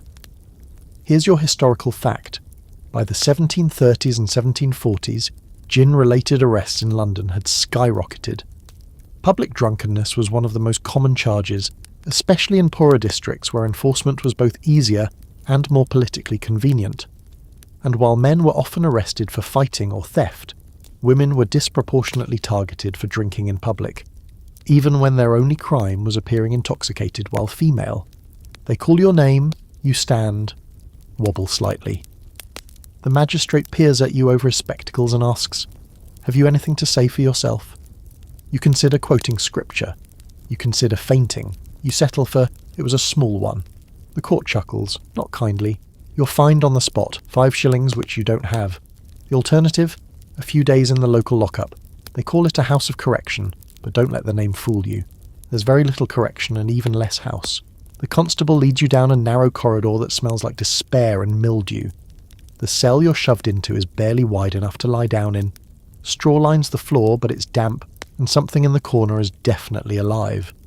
You share the space with 2 other people, a woman who won't stop muttering about rats, and a boy who looks like he's been crying for hours. You try to find a dry patch of wall to lean against and breathe through your mouth. Fringe fact for your holding cell misery. London's prisons during the Gin Craze were overflowing, filthy, and wildly inconsistent. Some were private enterprises, where inmates had to pay for everything. Food, bedding, even water. Couldn't pay. Sleep in the hallway and starve. Others were state-run and not much better.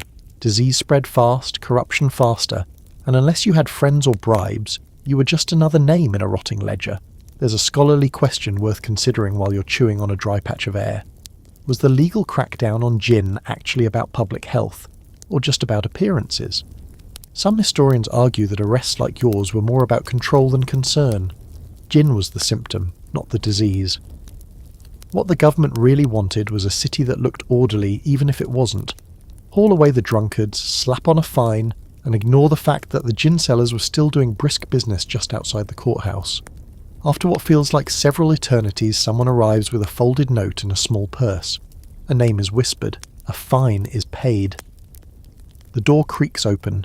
You blink into the light like you've just emerged from the underworld, and in a way you have. Turns out Miss Thatcher sent someone. She claims you owe her a bottle and a rematch at cards. You owe her more than that. You step outside. The air hits you like a second arrest. You stink, you're hungry, you're exhausted. But you're free. Sort of.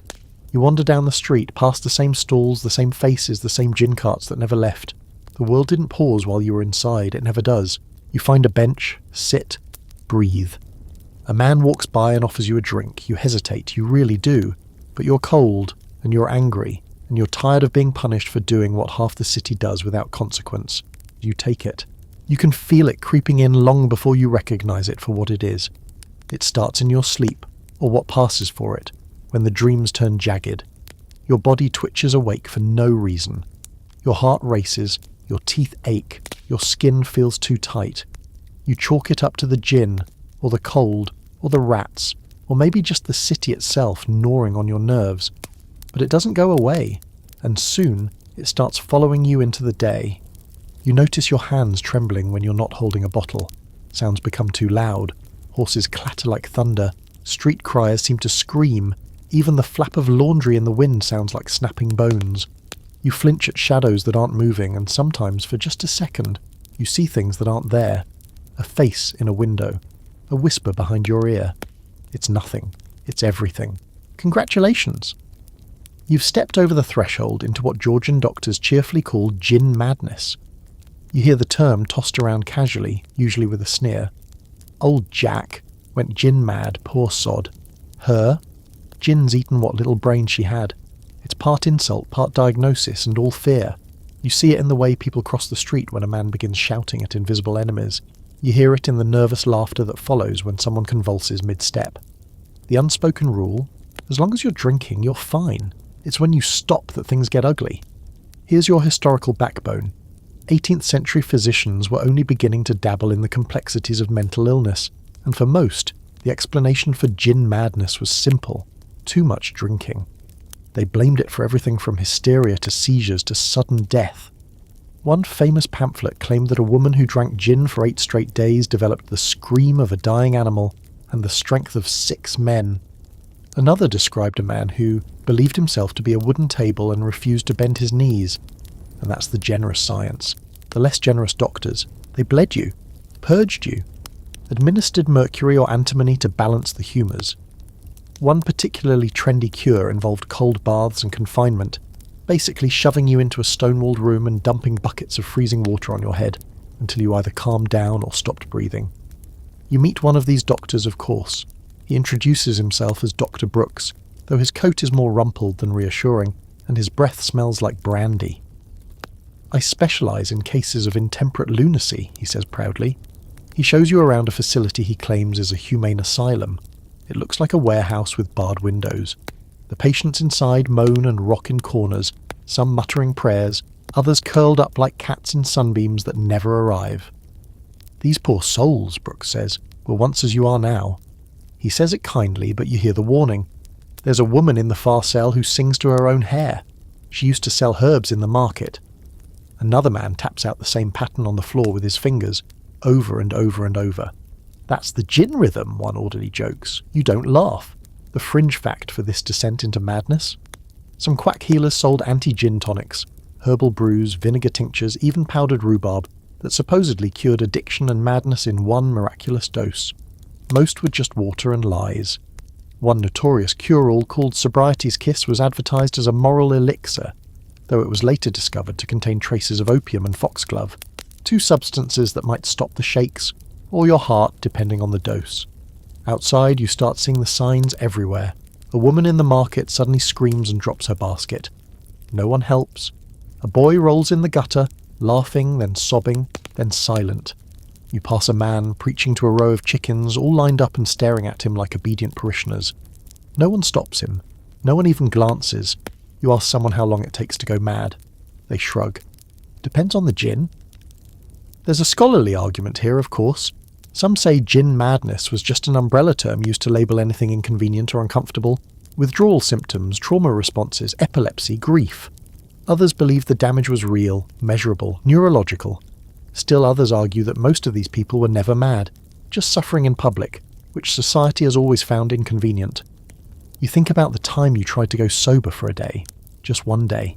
The shakes, the nausea, the prickling fear that crawled up your spine like frostbite. You remember how everything felt louder, like the world was turning up the volume just to punish you, and you remember the moment you gave in, not because you wanted the drink, but because you needed the silence it brought.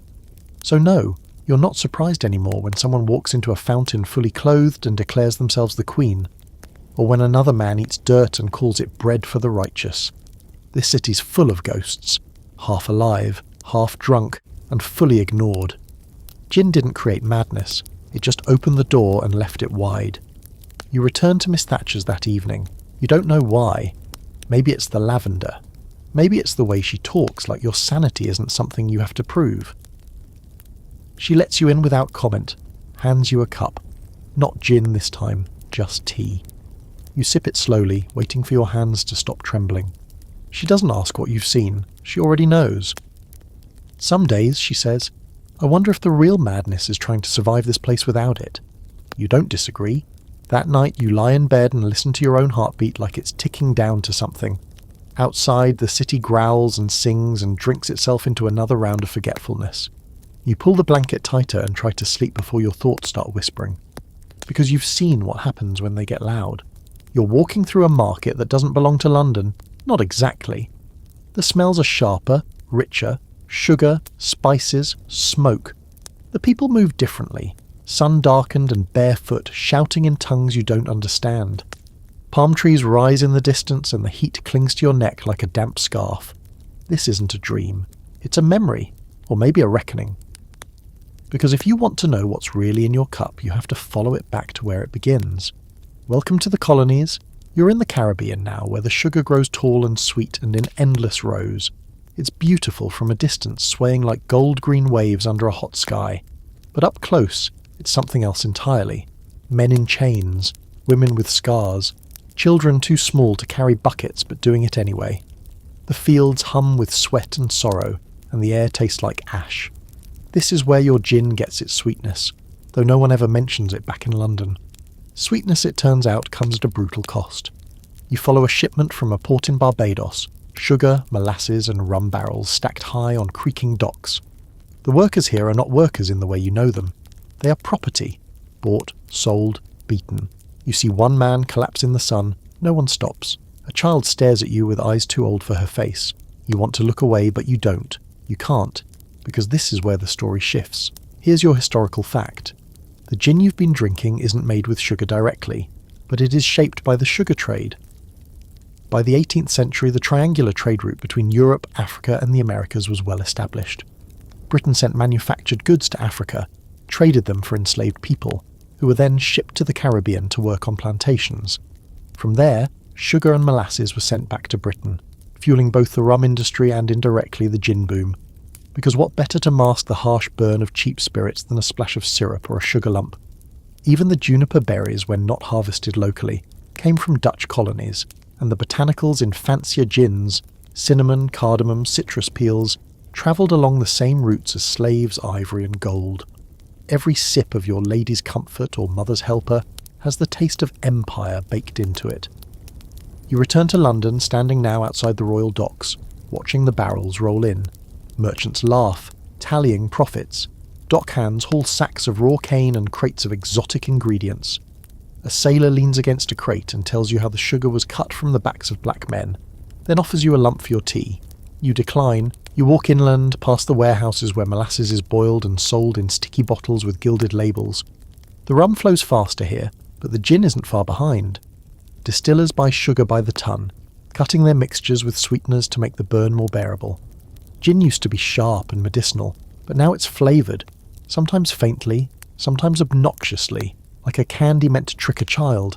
And it works. More people drink. More people come back for another round. Here's a fringe fact you won't hear in any tavern song.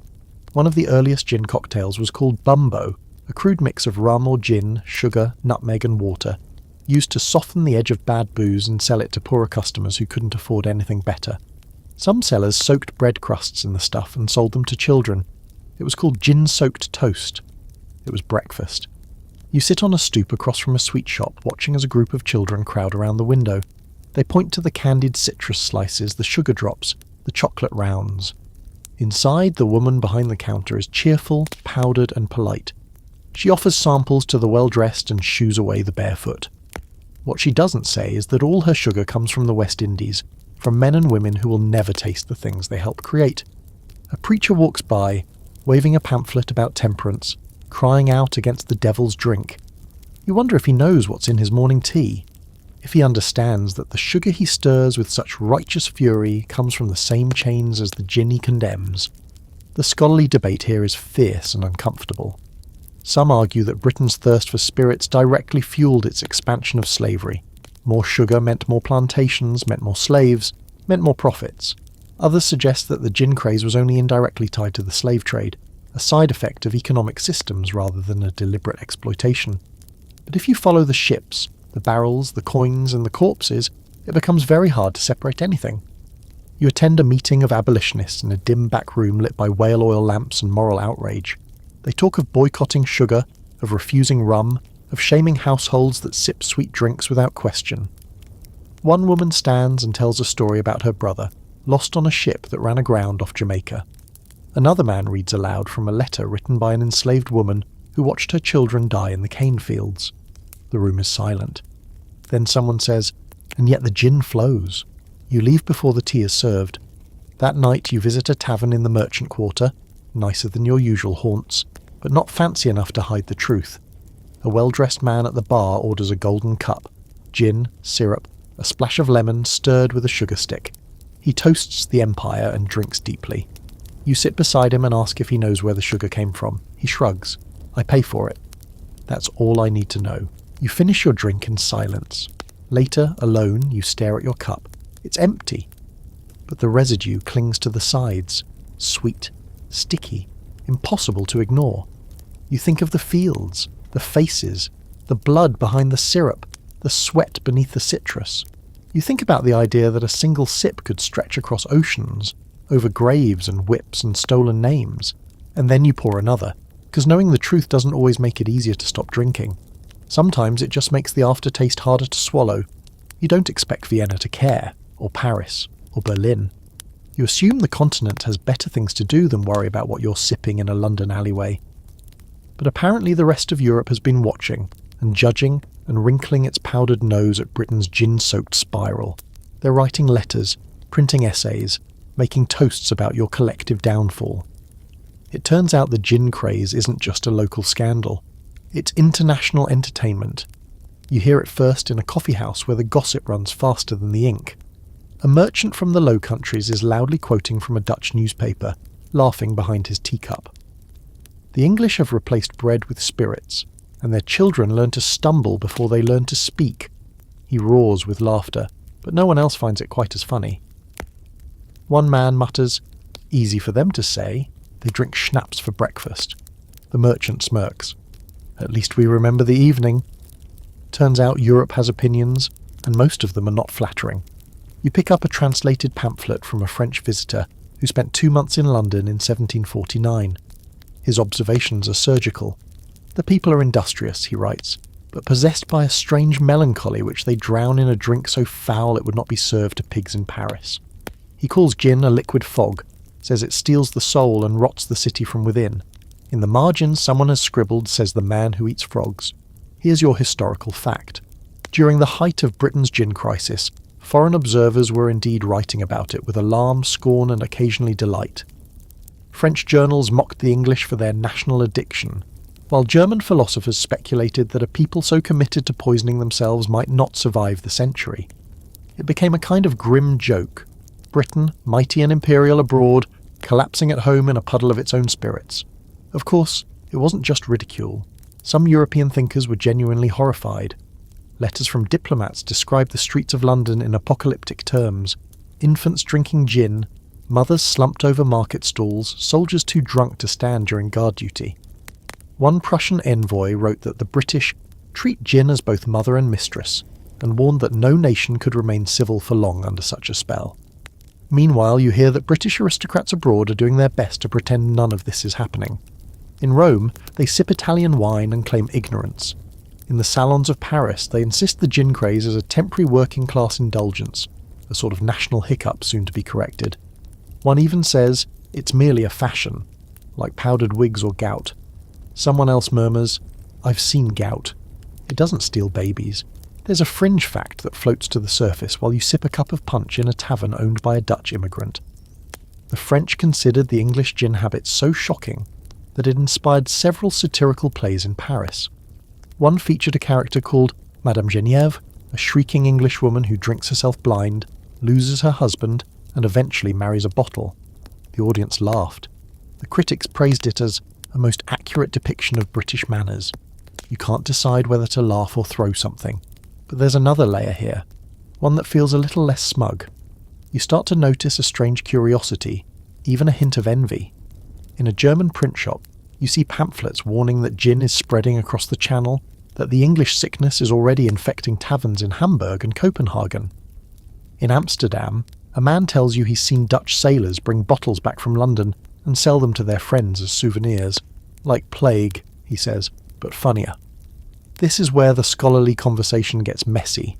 Some historians argue that the gin craze exposed the cracks in Britain's social fabric, poverty, urban sprawl, colonial guilt, and that Europe's reaction was equal parts concern and self-congratulation. Others suggest the mockery was performative. After all, every nation had its vice. Absinthe in France, vodka in Russia, brandy in Spain. It was easier to point at Britain's failures than confront your own. You attend a debate at a private club hosted by a visiting Swiss intellectual. The topic? Can a gin-drinking nation govern the world? The speakers are eloquent, theatrical, and slightly drunk.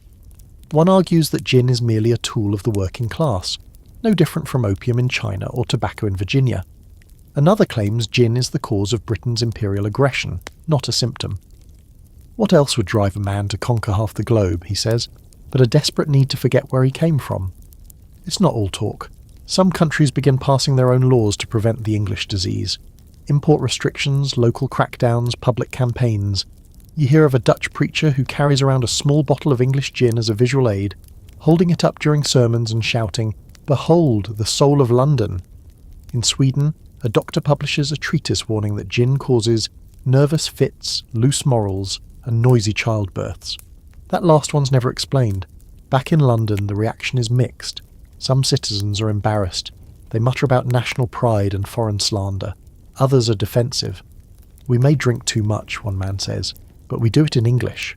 You meet a woman in Soho who's collected a stack of anti-English French pamphlets and now uses them to line her firewood bin. "Let them mock," she says, tossing one in. "We'll see who's warm come winter." You walk through the city that evening thinking about how the world sees you. A nation of thinkers, a nation of drunks, a kingdom of progress, a kingdom slumped against its own bar. Maybe all those things are true. Maybe none of them matter when your boots are filled with mud and your blood with gin. You pass a group of children singing a twisted rhyme in the street. The Dutch drink beer, the French drink wine, the English drink their blood and brine. If you should ask the reason why, they're drunk before they learn to cry. They laugh and tumble away. You stare after them, wondering if they made it up themselves or learned it from someone who read it in a letter from Paris. Either way, the world is watching, and the bottle is still full. You've been in London long enough now that nothing should surprise you. But then you turn a corner and find yourself staring at a woman with a gin bottle strapped to her hat. She's not drunk, at least not entirely, and she walks with the poise of someone who knows exactly how ridiculous she looks and doesn't care. Around her neck is a ribbon with a tiny pewter cup dangling from it like a locket. A fashion statement? A survival tool? Both? Turns out, even in an age of moral panic, fashion and vanity still find a way to mingle with vice. Welcome to the world of gin-inspired style, where powdered wigs meet liquor-soaked lace, and gossip is served with a splash of tonic and a raised eyebrow. You follow her through a marketplace pulsing with colour and clamour. Stalls overflow with bonnets, ribbons, trinkets and perfumes, many of which, oddly enough, smell faintly of juniper. A vendor waves you over and offers a small vial labelled Madame Geneva's Essence. It's not a drink, not officially. It's a perfume, allegedly. But when you take a sniff, it nearly singes your nose hairs. You ask what's in it. He smiles. Mostly gin, with a bit of lavender for respectability. Here's your historical anchor. As the gin craze dug deeper into London's social fabric, it didn't just rot teeth and tear apart families. It also seeped into culture, fashion, and gossip. Satirists drew cartoons of elegantly dressed ladies tipping gin into their teacups. Street vendors sold gin-themed jewellery, tiny bottles on chains, miniature drinking cups made of silver, and even rings with hidden compartments for a quick nip. It was a joke, yes, but one that often disguised real use. You end up in a dressmaker's shop where two women argue over fabric. One wants to hide her flask in her bodice, the other prefers a concealed pocket in her skirt. The seamstress sighs and offers a third option, a corset with a sewn-in flask beneath the ribcage. "Holds about 6 ounces, she says proudly. "You'll need to breathe shallow, but it keeps the hands free." This brings you to today's fringe fact. Some Georgian women wore panniers, those wide hoop structures beneath their dresses, not just for style, but as hiding places. A well-placed bottle could rest comfortably under the skirts, muffled by fabric, and easily accessed with a practiced hand. One scandalous report even claimed a duchess spilled gin on a bishop's shoe when she leaned forward during a prayer and dislodged her hidden stash. The bishop reportedly did not forgive, but the obsession didn't stop at clothing. It was in the salons, the songbooks, the whispered conversations over card tables. You're invited to a gathering in a townhouse near Mayfair, where the guests drink genteel gin from crystal glasses, pinkies raised, while sharing stories of who passed out where and who drank themselves out of an inheritance. The stories are told with glee, like battle tales from a war of indulgence. One woman tells of her cousin, a lady of impeccable breeding, who was caught asleep on a garden bench with a gin bottle tucked under her bonnet. Rather than deny it, she wrote a poem about the incident and circulated it as a pamphlet titled Verses from Madame Geneva's Lap. You ask if she regrets it. The woman shrugs. It sold well. The scholars don't agree on how deep this fashionable gin culture went. Some say it was just satire, exaggerated depictions meant to shame the upper class into sobering up. Others believe it was very real, an underground culture of tipsy elegance where ladies and gentlemen drank not to forget but to perform. A social costume made of blush, wit, and juniper. You sneak into a small theatre that evening, an off-script production house known for its irreverent performances. Tonight's feature, The Gin Duchess, a comedy in 3 acts where a noblewoman disguises herself as a gin seller to win the heart of a street poet. It's absurd, bawdy, and clearly mocking the very people sitting in the front row.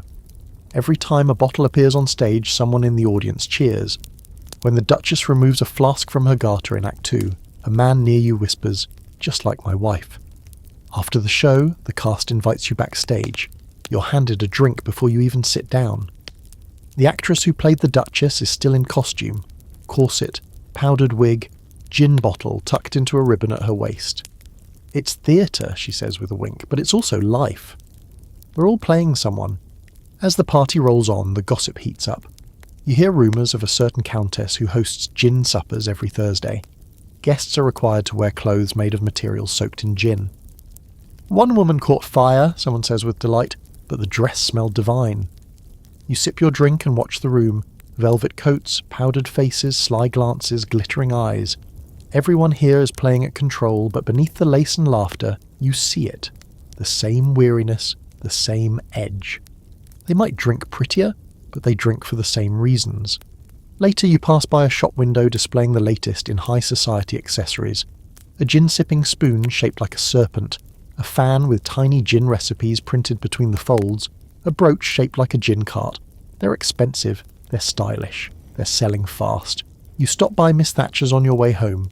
She's in her dressing gown, carefully tying a silk ribbon around the neck of a new bottle. Presentation matters, she says, even when it's poison. You sit with her a while. Neither of you speaks. She pours 2 small glasses, not more. It's quiet. Outside, someone sings off key and a cat knocks over a bottle in the alley. You look down at your cup. It's beautiful. It's deadly. It's been both for a long time.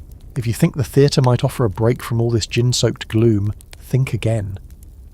Tonight, you head toward Drury Lane, hoping for a little culture, something with powdered wigs, elaborate set changes, and a plot that doesn't end with someone collapsing in an alley. You're craving Shakespeare, maybe some Mozart, or even one of those sentimental tragedies where everyone cries into their handkerchiefs and pretends to feel better afterward. What you get instead is far more chaotic. Outside the playhouse, the crowd's already thick and rowdy, clustered beneath oil-lit lanterns and bellowing for seats. You spot a man with a painted face offering flasks from inside his coat. "Pre-show sip," he cries. For nerves, for love, for not stabbing your neighbour during Act 3. People buy. Some drink before entering. Some smuggle it in their boots. One woman, slightly too loud, offers a swig from a hollowed-out opera glass. "The only way to watch a tragedy," she says hiccuping, "is through a haze of gin and indifference." You follow the current into the building, grand, smoky, and packed. The scent of perfume battles against body odour and spilled spirits. The pit is a seething mess of tradesmen, sailors, and apprentices, with muddy boots and loose morals. The boxes are only slightly better, rich ladies fanning themselves, powdered gentlemen whispering about scandal, and the occasional nobleman pretending not to drink from a flask tucked into his cane. The play begins, but no one's really watching. A historical fact for you. During the height of the gin craze, London's theatres were a magnet for both entertainment and intoxication. The drinking didn't wait for the curtain call, it was baked into the experience. Vendors sold bottles in the aisles. Gin was served in the green rooms, the lobbies, even backstage. Some actors refused to perform without a pre-show tipple. One actor was rumoured to forget his lines unless he had exactly 3 ounces of juniper in his belly. The performance tonight is a comedy of errors. Literally. The actors trip over each other, miss cues, and deliver lines like they've just been told what a play is 10 minutes ago. Half the cast is clearly drunk. The leading man sways, gesturing dramatically with a bottle he's supposed to be hiding. Someone in the gallery shouts, "Give him another round, maybe he'll remember his lines." Laughter erupts. And then come the oranges.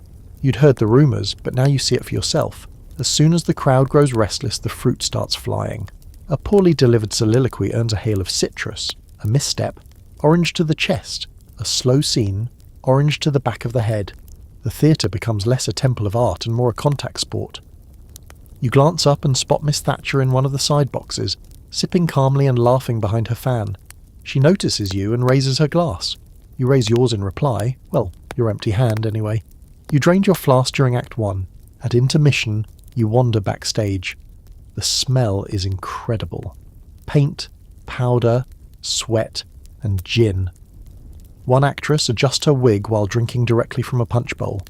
Second act's where it gets serious, she says, then belches into her sleeve. The stage manager, clearly out of his depth, is passed out on a prop chaise. Someone else is arguing about whether the sword fight should be postponed due to over-sloshed conditions. And it's not just the performers. You meet a playwright huddled in a corner, furiously editing the next scene with ink-stained hands and shaking fingers. They won't remember the lines, he mutters. No one ever does. Just give them noise, and gin. Lots of gin. You ask if he drinks. Only when I care. I drink a lot. Here's your fringe fact. Some Georgian playwrights intentionally wrote scenes that could be improvised or skipped, knowing full well their actors would be drunk or the audience too rowdy to notice. One farce included a full minute of actors simply shouting "Gin! Gin! Gin!" while chasing each other in circles. The crowd went wild. You return to your seat for Act 2 and the play unravels gloriously. A romantic scene devolves into laughter when the heroine forgets her lines and substitutes nursery rhymes. The villain enters from the wrong wing, looks confused and walks back out. The crowd cheers anyway. A drunk man in the pit stands up, toasts the actors, and promptly falls over. And somehow, the play still ends with applause. The scholarly debate around Georgian theatre during the Gin Craze centres on whether this was high culture, ruined by low habits, or whether it was always a bit of both. Some argue that the theatre was the last public space where all classes mingled, and gin was simply the common language. Others claim it was the beginning of cultural decay, where art was drowned beneath a flood of cheap spirits and cheaper laughs. You suspect it's more complicated, because yes, it's messy, it's loud, it's often incoherent, but it's also alive. In a city full of grief and grind, the theatre offers something rare. Release, laughter, chaos. A place where everyone, rich or poor, sober or sloshed, can sit in the dark and forget themselves for a while. As you leave, the street outside is even louder than before. A man recites lines from the play while standing on a barrel.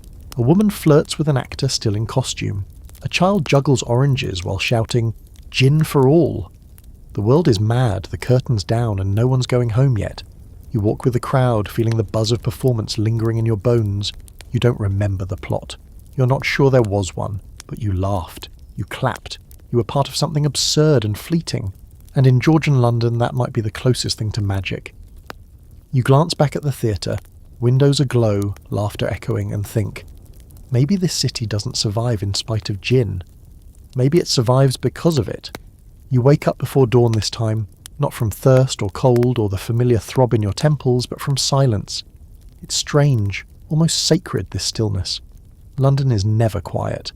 There's always a scream, a clatter, a laugh, a hymn, a dog, a cough, a body collapsing somewhere in the fog.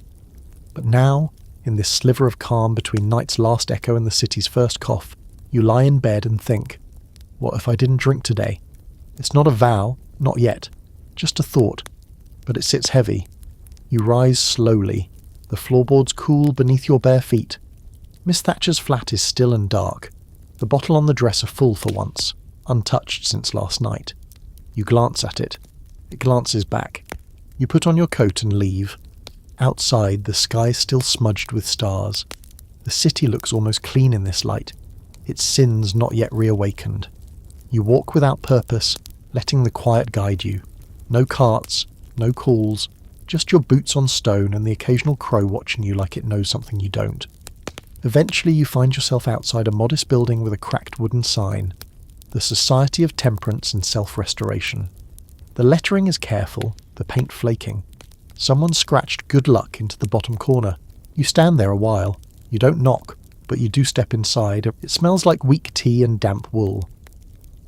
The room is small and plain, with a fireplace that's pretending to warm the place, and 3 mismatched chairs arranged in a tight circle. A man sits in one, middle-aged, hollow-eyed, but alert. His hands are folded tightly in his lap as if he's afraid of what they'll do if left unchecked. He nods to you, says nothing. A woman arrives a few minutes later, then another man. No one speaks right away. There's no ceremony, no chalkboard, no sermon, just a kettle on the hob and the sound of breathing, each of you holding something in your chest that's been screaming to get out. Finally someone speaks. I didn't drink yesterday. It's the woman. Her voice is small but steady. Me neither, says the second man, blinking hard. Still want to. But I didn't. The first man clears his throat. I poured mine into the Thames. They all look at you. You swallow. I haven't had any since last night. It counts. They nod. Here's your historical fact. By the mid-18th century, small temperance groups began to emerge in response to the chaos of the gin craze. They were rarely official, often local and loosely organised, with no grand agenda except one shared hope: that people might help each other survive their own worst instincts. These groups were mocked, ignored, and occasionally attacked by those who saw them as judgmental nuisances. But for the few who joined, they offered something the city rarely gave: gentleness. You stay for a while. No one talks about salvation. No one hands you a pamphlet. They just sit, sip tea and talk when they feel like it. Some are on day 2, some on day 20. One woman says she hasn't had a drop in over a year. She doesn't say it proudly. She says it carefully, like she's afraid the number might disappear if she breathes too hard. The fringe fact for today: a few Londoners created sobriety tokens, small wooden chips or coins carried as daily reminders. They had mottos carved into them, things like still standing or one day dry. You see one in the woman's hand. She rubs her thumb across it over and over like a worry stone. Eventually the group disbands. Quietly, gently. A nod here, a smile there. No promises, just hope. As you step back into the street, the city is waking. The butchers and the bakers and the fishmongers and the gin sellers, all stretching into their daily dance. You make it to midday without drinking. You pass familiar corners, familiar bottles, familiar voices. One of them calls your name. You don't stop. You buy tea. It's awful, thin as broth and tasting faintly of tin. But it doesn't burn going down, and it doesn't cloud your mind. You sit on a bench and let the sunlight, thin, grey, half-hearted, warm your face.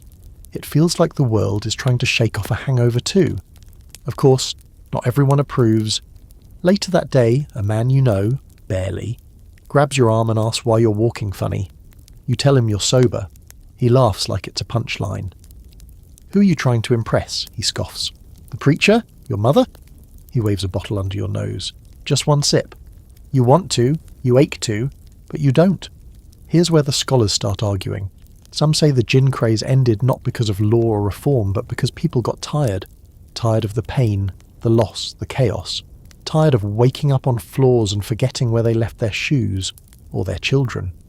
Others argue the economy shifted, grain prices rose, gin became more expensive, and people simply drank less because they couldn't afford to drink more. Maybe both are true.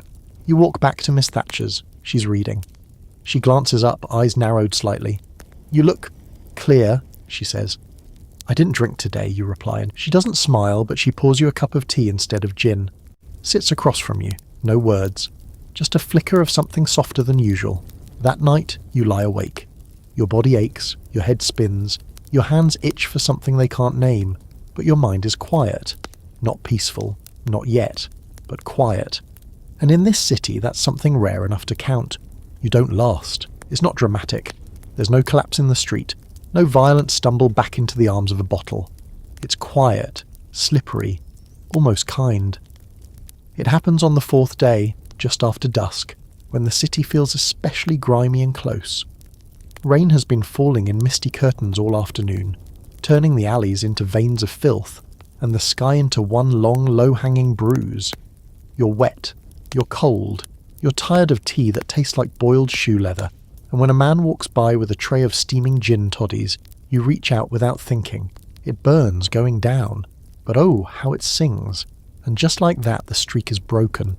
No fanfare, no thunderclap, just the warm, familiar slip back into something you thought you'd left behind. You wipe your mouth with the back of your hand and keep walking. One step, one drink, one excuse at a time. Later you try to tell yourself it didn't count. It was only one. It was raining. I was cold. But those words are smoother than the gin. They slip too easily through your teeth. And deep down you already know what comes next. Once the door is open, it never stays open just a little. Here's your historical fact. For many in the 18th century, the idea of quitting gin wasn't even part of the conversation. There were no 12-step programs, no detox clinics, no language for addiction as we understand it now. The best you could do was cut back, or hide it, or lie. You might try abstaining during Lent. You might swear off gin on Sundays. But full sobriety, that was for saints, and London didn't make saints. You stop by the temperance meeting that week. You sit outside the door, bottle in hand, listening through the thin walls as someone inside says, "I drank again." The others murmur their sympathy, their forgiveness. You think about going in. You don't. Instead, you take another swig and walk away. By the end of the week, you're back in the rhythm, bottles hidden, stories rehearsed, mornings blurred, nights vanished. Miss Thatcher doesn't say anything. She just starts keeping the good glassware out of reach again. The truth is, relapse doesn't feel like falling. It feels like floating. Like coming home to a fire that was never really out. You know the weight of the cup in your hand. You know how to walk with just the right amount of sway. You know how to laugh off the tremors. You've done it all before. Here's a fringe detail. There were so many gin relapses in the mid-17th century that some reformers began tracking them in ledgers, recording each person who fell back into the fog. One reverend called it the second drowning, and wrote that it was worse than the first because the soul resists with the memory of clarity and still loses. His pamphlet sold poorly. You meet others like you, dozens, hundreds, if you count every slouched figure on the corner and every barmaid with hollow eyes. One man tells you he's been sober 4 times. Each time I forget how to be empty, he says. Then I drink to remember. A woman says she swore off gin until her baby died, then swore it back on like an oath. It's the only thing that quiets the ghosts, she murmurs. The scholarly debate stumbles here, trying to apply modern frameworks to a city that didn't yet have the vocabulary of addiction. Was it disease? Was it weakness? Was it just London being London? One argument suggests the city itself was addictive. Its noise, its chaos, its constant threat of unravelling. Maybe gin was just a response, a symptom, a way of speaking a language no one had taught you. You start avoiding mirrors again. Not out of shame, really, but out of indifference. There's nothing new in your face, just the same old shadows under your eyes and the same dull spark that flickers out after a drink or 2, or 6. One evening you run into the woman from the temperance circle, the one with the sobriety token. She's standing by a fruit stall staring at the oranges like she's never seen one before. When she sees you, she gives a tight smile. "Still dry?" she asks. You hesitate. She nods before you can answer. "It's hard," she says. "Harder when you think it shouldn't be." You walk together for a while. No destination. Just 2 ghosts haunting the same streets. She tells you she's back on day 1. Again. "I've got 20 day ones under my belt," she jokes. "I'm building a collection." You ask her why she keeps trying. She thinks for a long time, then says, "Because the world doesn't stop hurting when I stop drinking. But I can hear it better. And sometimes, just sometimes, that's worth something." You don't go home with her. You don't make any promises. But you toss your bottle into a gutter that night and don't pick up another. For now, that's the strange truth of the gin craze. There are no neat endings, no hero's journey, just starts and stops, good weeks and bad mornings. Relapse is as much a part of the story as reform. And for most Londoners, it wasn't about quitting forever. It was about surviving today, and maybe tomorrow. You lie in bed that night, flat on your back, stone sober and shaking. It's not peace, it's not hell, it's just you, awake, present, listening to the rain tattooing the roof like it's trying to scrub the city clean. It won't succeed. But you'll still be here in the morning. You wake to coughing, not your own this time, but a deep, wet rasp echoing from somewhere just outside the window. The kind of cough that sounds like it's clawing its way up from the base of the lungs, trying to escape a body that's had enough. You sit up slowly, bones creaking like old timber, and pull aside the curtain. A man sits on the curb across the street, doubled over, a bottle balanced between his feet. He's not begging, not moving, just there, breathing in bursts. The morning air stinks of chimney smoke, rotting cabbage, and cold gin spilled from someone's night pocket. You're not sure if it's day or some pale imitation of it, but either way, London's already awake and crawling forward like a wounded animal. The carts clatter. The street cries begin. Somewhere nearby a bottle smashes, followed by laughter. You're sober again for the moment, still shaky, still cautious. You're treating your body like an injured dog, gently, suspiciously, and with the understanding that it might bite back at any moment. But your head is clearer today, and you've decided to do something you haven't in weeks. Walk through the city with your eyes open. So you start with the corners you usually avoid. You pass the tenement block with the missing roof and see children rooting through trash for scraps. One of them is chewing on a shoe. Another offers you a thimble of something that smells like paint thinner and dares you to drink it. You don't. You give him a coin and feel ridiculous. Then it's down to the workhouses, those towering monuments to survival with dignity stripped out. The queue snakes around the corner. Most are quiet. Some weep openly. A woman is turned away because her paperwork is 2 days out of date. She screams after the porter. No one blinks. You watch a man carry his mother into the infirmary. She's barely conscious, her hands curled like claws. The nurse tells him they can't take her if she's drunk. He pleads, offers to wait with her. They close the door in his face. You want to believe these are the worst cases, the exceptions, but the longer you walk, the more you see. Gin isn't just a drink. It's architecture, it's currency, it's policy. It's laced into the mortar of this city like mould. You stop by a cemetery wall, low and crumbling, with a sign nailed haphazardly. Common burials. No markers. Inside, a gravedigger hums to himself as he leans on his shovel. You ask him if gin sends many his way. He spits, every damn day. Here's your historical fact. By the 1750s, gin had become one of the leading indirect causes of death in London. Not always by overdose, though that certainly happened, but by the chain of misery it created. Malnutrition, exposure, violence, infection. One death often looked like another, but if you pulled the thread long enough, you'd find the bottle waiting at the end. City reports from the time began listing gin-related as a contributing factor, next to causes like fever, childbed, and melancholia. Doctors started keeping tallies, so did priests, and no one agreed on what to do about it. Which leads you to today's open question. Was London failing its people, or were its people failing London? You find yourself in a council chamber later that afternoon. Not because you were invited, but because the door was ajar and you wandered in on instinct. It smells of old paper and expensive shoes. A group of men, wigs perfectly curled, sit in rows arguing over a new proposed gin tax. One man stands and bellows, "We cannot legislate sobriety." Another replies, "Then let's legislate shame." They go in circles. Someone brings up the recent riot in Holborn, when a gin shop refused to close and was burned to the ground by a mob of locals convinced it was cursed. Someone else mentions a vicar who tried to offer free soup in exchange for poured-out gin and was nearly drowned in his own pot. You sit in the back, unnoticed, as the great minds of the city debate how to fix the thing they spent decades breaking. Raise taxes, ban it outright, regulate distillers, fund treatment centres. Each idea is met with groans, and none of them mention poverty. Here's your fringe fact. One desperate reformer suggested adding something foul-tasting to all gin, like soot or pig bile, so people would be physically repulsed. The plan was rejected on grounds that it might interfere with commerce. You leave the meeting disgusted but not surprised. As evening falls, you take the long way home. You pass the same alley you woke up in 2 weeks ago. It still stinks. Someone else is lying there now, mouth open, eyes closed, bottle tipped over in the gutter. You don't know if he's asleep or dead. You don't check.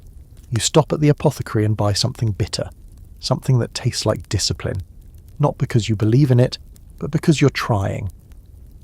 The shopkeeper nods like he's seen it all before. You return to Miss Thatcher's and find her in the sitting room, feet up, hair pinned lazily, sipping something warm. You ask if it's gin. She raises her cup. Tea, swear it. You sit. She watches you.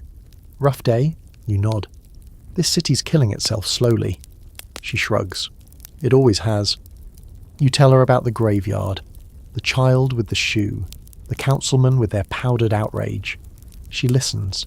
Then she leans forward, eyes sharp. Here's the truth no one wants to say out loud, she says. Gin didn't cause all this. Gin is just what people reach for when nothing else is left. She tops off her tea. The problem isn't the bottle. It's the world that makes you need one. You don't reply. There's nothing to add. You lie awake again that night, your hands calm for once, your head full of stories. You've seen too much to be angry and too tired to be hopeful, but you're not numb. Not yet.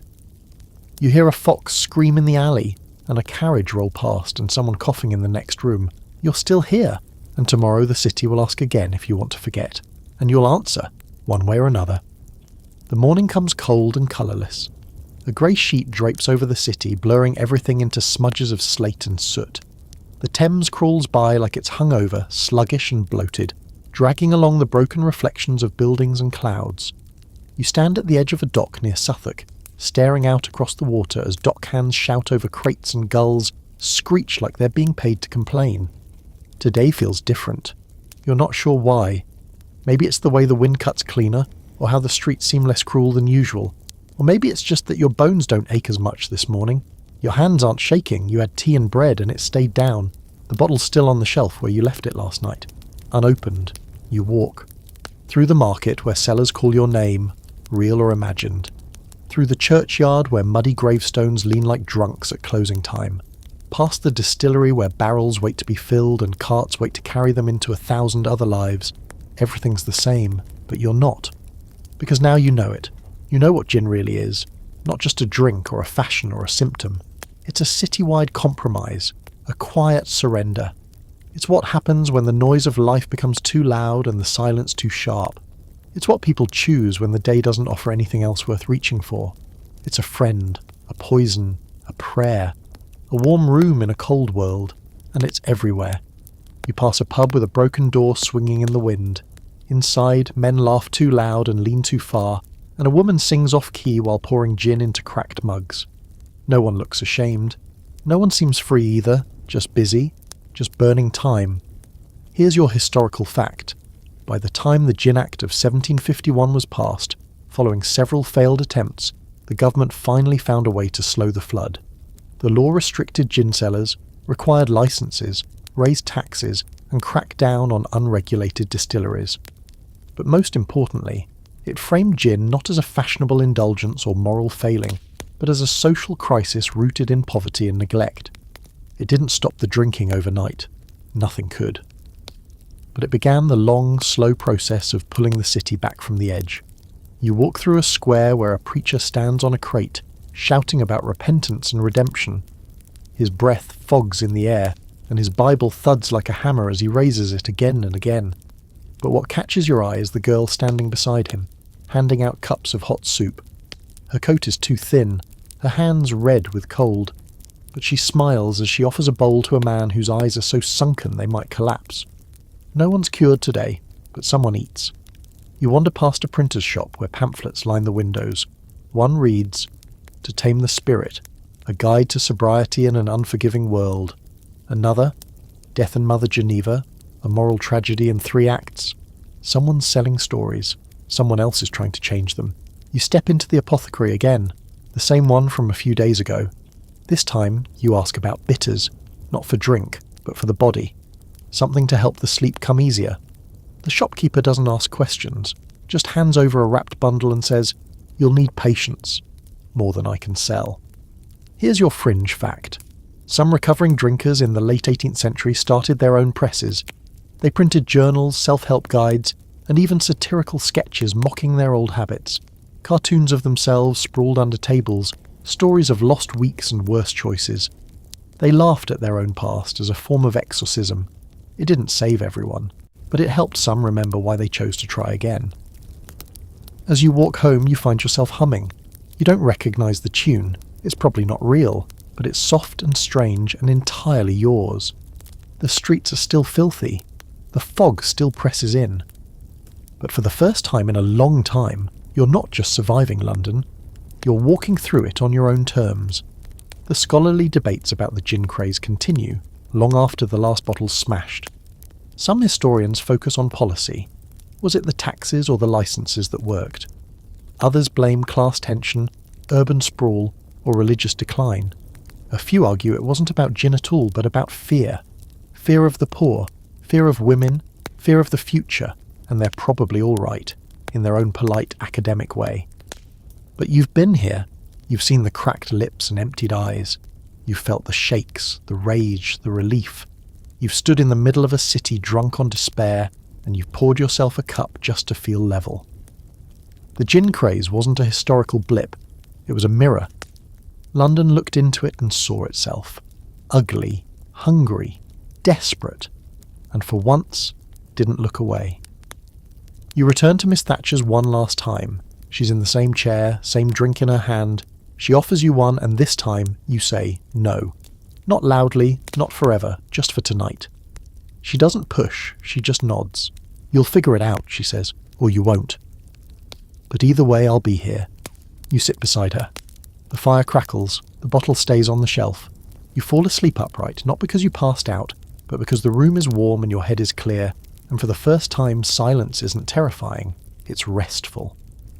Outside, London groans forward. Same old ghosts, same old fog. But you're still here, and you're still trying. That's more than enough. You've made it to the edge of the city's longest night. The gin's still there, bottles clinking in back rooms, sloshing in pockets, passed like secrets from hand to hand. But tonight, for once, it doesn't have its hands around your throat. You're not fixed, you're not healed, but you're still standing. And in Georgian London, that's a miracle in itself. You lie in bed, listening to the muffled hum of the world outside your window. A cart rumbles past. A woman sings something low and mournful. The wind rattles the shutter. It's not peaceful exactly, but it's familiar now, and in a strange way, comforting. The days ahead won't be easy. Gin doesn't forget. It waits. It finds new shapes, new names. But you've learned to see it now. Not just the drink, but the thing beneath it. The ache, the emptiness, the quiet scream you carry around your ribs. And knowing that, that's something. You think of all the faces you've passed, the people who held out a hand or a story or a drink, the ones who slipped away, the ones still trying.